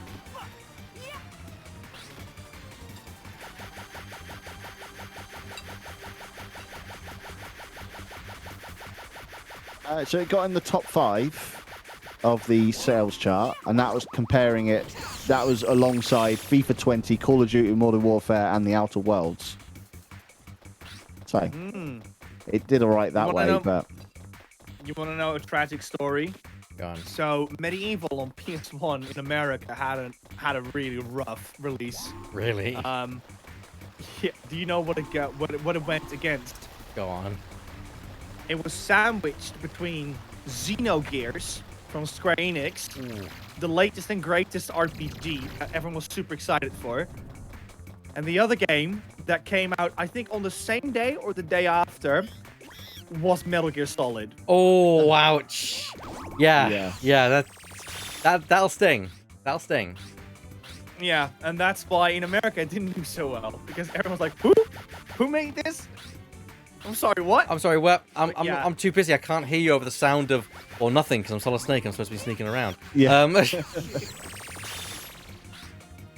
So yeah, Medieval didn't have the best release in America, and I think for that reason it's more popular in was it in Europe regions than it is in America. But I also think that the humor is a little bit more English in its approach. It's more Monty Python, more flat. But yeah, then again, I mean, Americans do love it too. But yeah. yeah, some games just set themselves up for fail with release dates. Like the Mad Max game came out the same day as Metal Gear Solid 5. Yeah.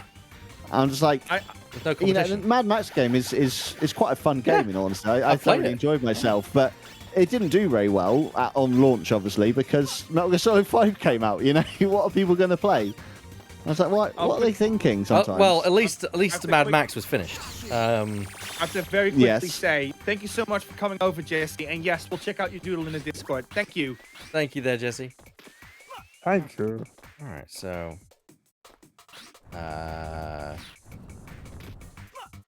what's that here? It looks like Medieval PS4 sold 400,000 copies. So, That is I don't know. just enough to become platinum on PS1. okay. Sweet. And according to this report from Gaming Bible, Medieval 2 is apparently already in development. Ooh, really? Obviously, that's not If genuine. That is true. That would be amazing. And this article is from 2020, so yeah. Well, Who knows? Yes, and yeah, it's just reportedly. As soon as something has reportedly in the title, you're like, Allegedly. yeah, it's a rumor. Okay, cool. I love wish. it when what is it when Square Enix renews a license and then everyone freaks out. Yeah, And freaks I'm out, like, yeah. Companies renew licenses. That doesn't mean anything. Yeah. They renewed Parasite Eve 4 years ago. Where's your Parasite Eve? oh, Capcom, you And then- teased us with dinosaurs in the last bloody trailer. Oh, Jesus. That yes. We played Dino Crisis that day as well, so we were like, oh my god, really? And then they had the audacity to put someone in there that looked like Regina. Why would you do that? Tease. Maybe it's all like a, you know, like a smoking mirror kind of thing. Like, you know, Oh, you it think is it's like a actually the new PT Dino thing? Crisis. It's just like, yeah, like the PT thing, exactly. Like, people are going to get a demo for this, and at the end of the game, it's going to say Dino Crisis Remake. I think Digital Foundry said this, but they thought that. I mean, correct me if I'm wrong. I'm not sure if it was Digital Foundry, so sorry about that. But I think it was like one streamer that said that it was probably just some Japanese dude that was buying his computer and was like, "Hey guys, look, I can I can create a cloud and it just spawns loads of dinosaurs." And then someone's like, "Mate, you should make a game about that." And Archduke Prussia, I got all of that facts from one Google search, and it just popped up saying they sold 400,000 copies. I didn't check my sources, so I'm hoping it was correct. I am actually completely lost. I cannot recall where we've got to go and what we've got to do in this level. You need to go into the basement, I believe. Oh, By the way, the monkey that was on here, yeah. he was called Elvis. Oh, of course, because he's the king. Yeah. Oh, that's it. Mr. Fudo said as well. Elden Ring came out 1 week after Horizon 2, which is another tough one because obviously Elden Ring was like the most anticipated game of all time, wasn't it? So. Whereas I'm like, meh, I'll take my Horizon. Yeah, well, that's, you know, me as well. I'm not much of a Soulsborne kind of fan, so Elden Ring doesn't appeal to me at all. But I know that in the gaming world, it is very much needed. You're going I was the right very way. much looking forward to I'm it. going the wrong way, am I? Okay. The right way, the right way. The right way. Yes. Down I here. believe you need to either go there or you need to stand on that platform. That takes me back. Slide to the other side. That takes me down to then you the. need to go here. Yeah, that takes me down to because the other place takes me down to the area where we start the level again. So I've got to go down here. Okay. There you go, Liam. A guillotine in your kids game. Love it. It's just what you want. That's what you want. Wholesome family entertainment. Yeah, things were a lot more violent back then. It was fine. I mean, to be fair, people did used to take their family to beheadings and things. God, history is not nice. Oh, I was on about the PS1 era, but you're going back even further. Yeah. The only thing I know is that the guy who made the guillotine died because of it. Wow. Really? That sucks. Yeah, no, it's a thing, right, in history where most inventors die of their own invention. Like, I think the guy who made dynamite died of dynamite as well. That wouldn't shock me at all. Dynamite's really, really volatile. It's really, like, unstable. Especially when it's old or hasn't been stored correctly. It's, like, horrendously unstable. He invented the guillotine and then he got the axe. So, yikes. He got the axe. Don't you just love it, Liam, when you fight a boss and then they put, like, health items right around it? Yeah, that's how you want it all to... How every boss battle should be. Is this Dark Souls? And that's why I hated Resident Evil 5. It's just like, we're not going to give you any health or ammo. Have fun beating the boss. You need to step a bit further away and use a flask. Be back. Oh yeah, that was what I was supposed to do. Oh, and that really is Dark Souls. You even had the blue smoke. You can't make this up. I'm supposed to stream for 2 hours today, and we end up going for nearly 3. To be fair, it's the sign of enjoying yourself, I guess. I'm gonna make you a little bit nervous, Evac. Oh, I believe God. you have 99 bits right now. You're one remove from a life. That is painful. Thank you. I think that leads to 99. outside if you go over there. So you need to go into the water. Oh, did you go to the war? That's fine. There you go. Yeah. Extra life. There you go. sorted. Boom.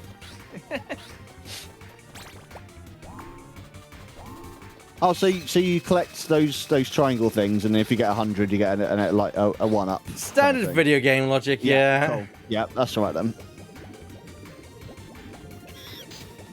What was the first game to do that, Nico? You're our video game expert. What? What, the hundreds of something gives you 1 life? It's used in Sonic, Mario, Donkey Kong, this game. Well, the first one that comes to my mind is Mario. I think Mario started it. That's what I would go for as well. If anyone in the chat knows as well or has any suggestions, then please feel free to chuck them in on what you think started the whole 100 of something equals a life. Bert and I have already started the planning for the QI session. So that's going to be fun when that arrives. Hello, Kevin Scully. Friend Go of on, the show. Scully. Go on, Scully. Kevin Scully was very lucky to get onto PlayStation Access in Elden Ring. Oh.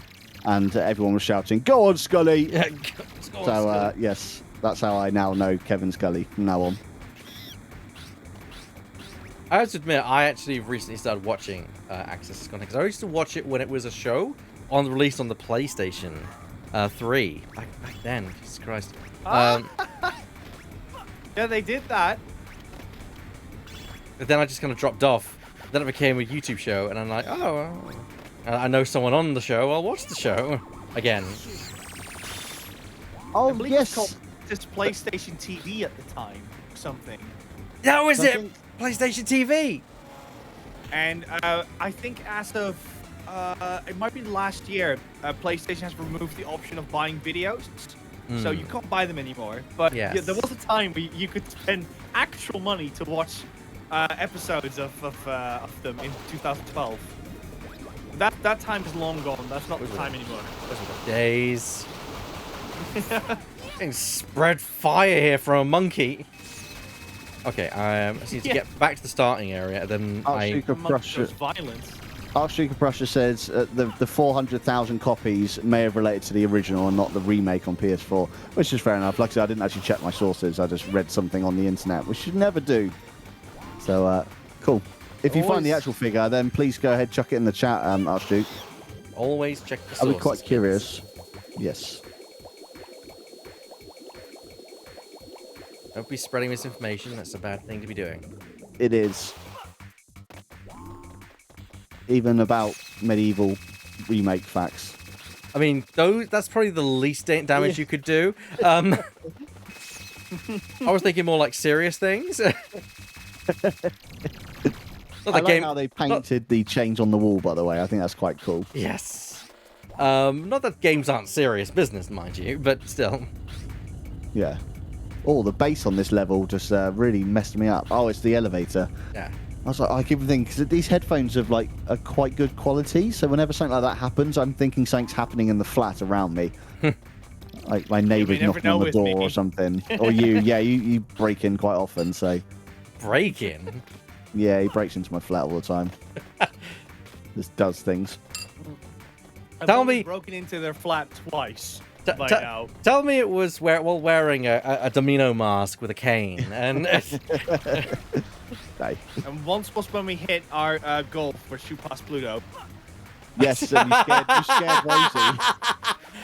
We were all in the call, and I think you might remember back. I was there. I need to go for a minute, and I just ran into Liam's flat, and I was like, "We freaking did it!" You scared Rosie so much; she was a right mess. Yeah, I was seeing that.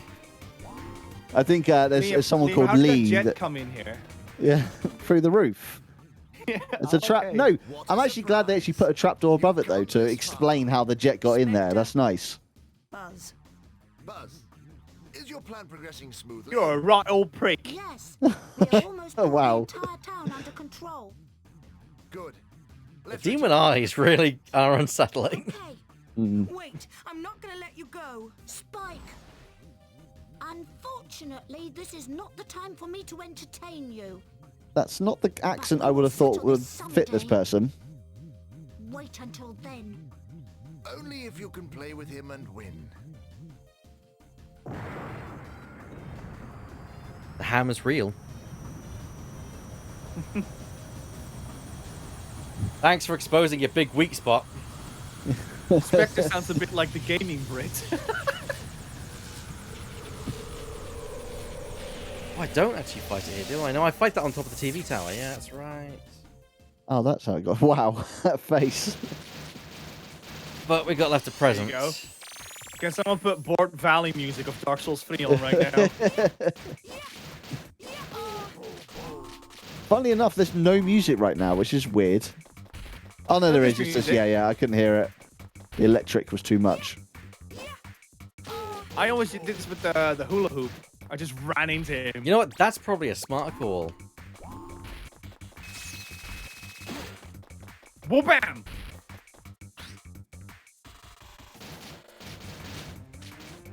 Look, he wants to be Thor. This is quite a cool boss. Quite basic, but it's quite cool. Oh, analog Quite sticks, cool. you failed me. I thought you were being like cocky about it. You were like, oh, I No, don't no, need to walk fast no. with this guy.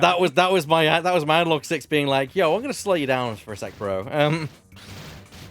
Do you still look scared on your face? On Spike's face? Does he still look scared by this boss? Or is Good he question. determined now? He's determined now, but only because I'm using. Okay. I do appreciate the Sonic run that he does. Yes.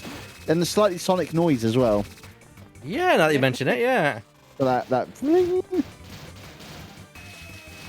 That's another great question. Who started that? The whole like putting your arms backwards Yeah. when you're running. Must be a ninja thing. Yeah. I have a feeling it is, yeah. This is commonly referred to as the ninja run. So. There we go. How many hits do you take?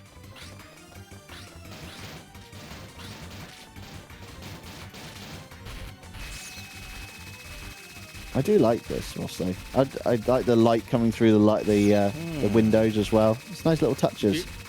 Do you like the big specter face on the floor? I haven't not seen that. Do you want me to Oh, become an on the evil head. genius and then put that every time you want to encounter me? I put my giant face on the floor first, and then I leave, and then you're just with my giant face on the floor. I kind of said this with when Weird was playing one of the Pokemon games. He was kind of against the big boss, you know, like the Team Rocket or Team Galactic or whatever they're called in all of them. He was fighting a big boss at the end in like some weird, like ethereal place, like plane Well, with I like think that's clouds and that lot. around. And there was Yes. just like it was just like branding for that particular enemy enterprise on the flooring. It was so out of place. You're in like this weird like cloud plane with just like a big M on the floor for the team, whatever what it was called. I was like, why is that? Why did he bring branding with him when he wanted to come here? Why do I get the feeling that? Come on, That's so funny. why is he not dying? How many hits have you taken right now?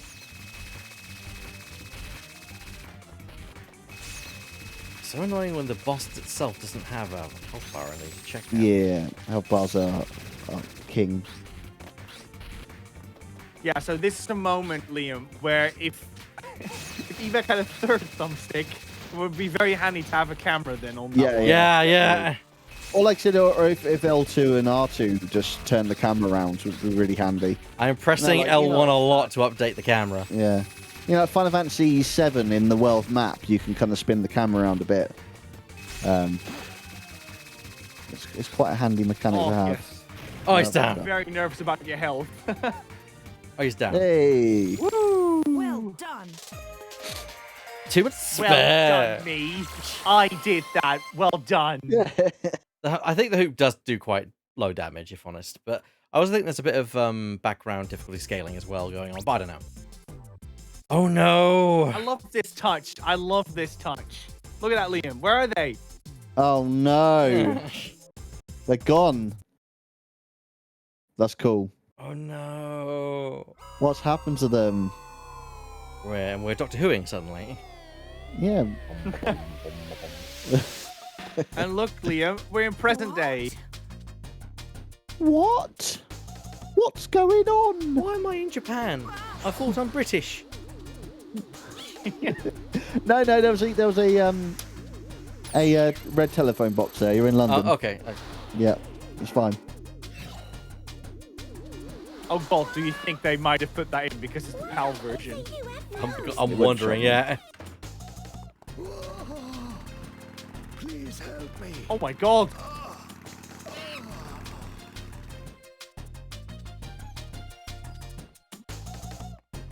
I do love the soundtrack of this game.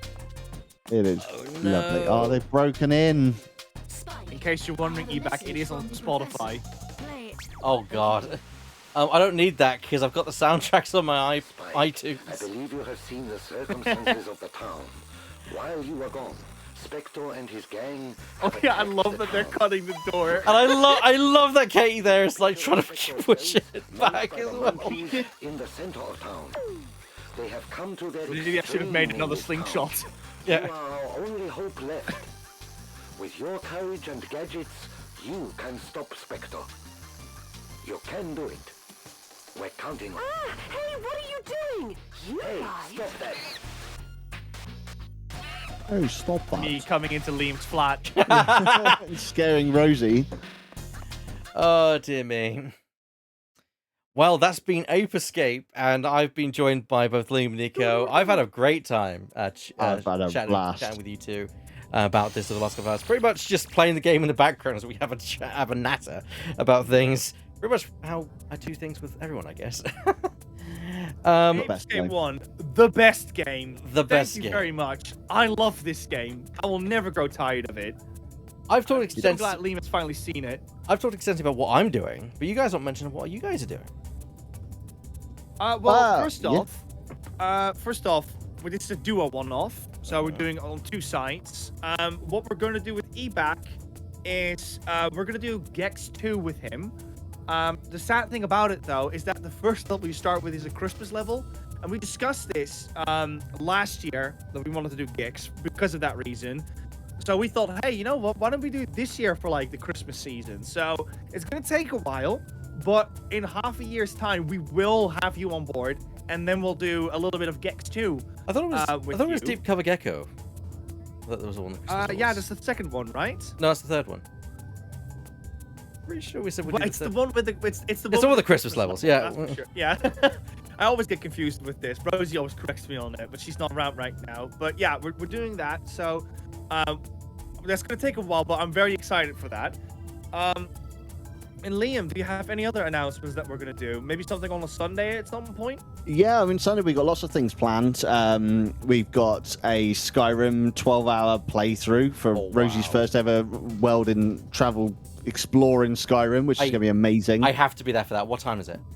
I don't know. We haven't even planned it yet, but Okay. we're doing that one. It will all be up when we're doing it. We're doing a iToy playthrough. Oh. Speaking of Ape Escape, we're doing a Ape Escape 3 Simeon's Theatre, I think it's called. Which is going to be super mega fun. Rosie showed me some little snippets of that before, because I've never seen it before, because as you all know, I don't know anything about Ape Escape. So that's going to be quite fun as well, creating some fun little some movies within that. And obviously every Wednesday between 8 and 10 p.m. we stream normally as well.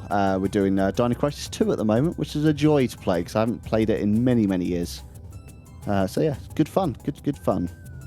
Good fun. And you can find us BuddyGamess with an extra S on the end, because the actual BuddyGamess is taken. Yes. It makes me sad Can I every do a day. sh- Every day. Can I do a shout out there? So, BuddyGamess with 2 S's. Yep. There we go. That's the There one. we go. There it is. It's up there. So yeah. So if you like the sound of our voices, then you can see us on camera if you join us as well. And we're usually joined by the lovely Rosie as well, who sadly couldn't be here today. And if you want to, so yeah. if you want to join me tomorrow, I'll see you guys tomorrow at 7:30 p.m. where I'll be playing some more Castlevania. I'm sorry getting that finished off. My name's been Ebac. I've joined by Liam and Nico. Good night, everyone. Bye. Bye, everyone. I'm waving at nothing. Still waving. It's fine. I like waving. Oh, I like your transition where it leaves, when it says connecting, ending. Connection I ending. only just noticed you have like a PS1 chip as well. With, like the nice aliasing going on with it.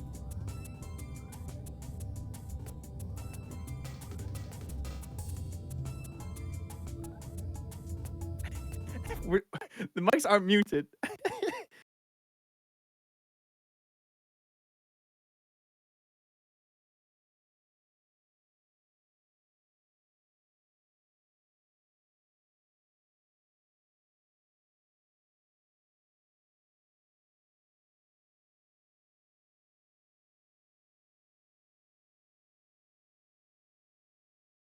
Everyone's still around. We're going to shove you over to Weird FW, and then we're going to, because he's still streaming right now. I'm surprised he's still going. So we're going to raid him, and he's going to have a nice little time.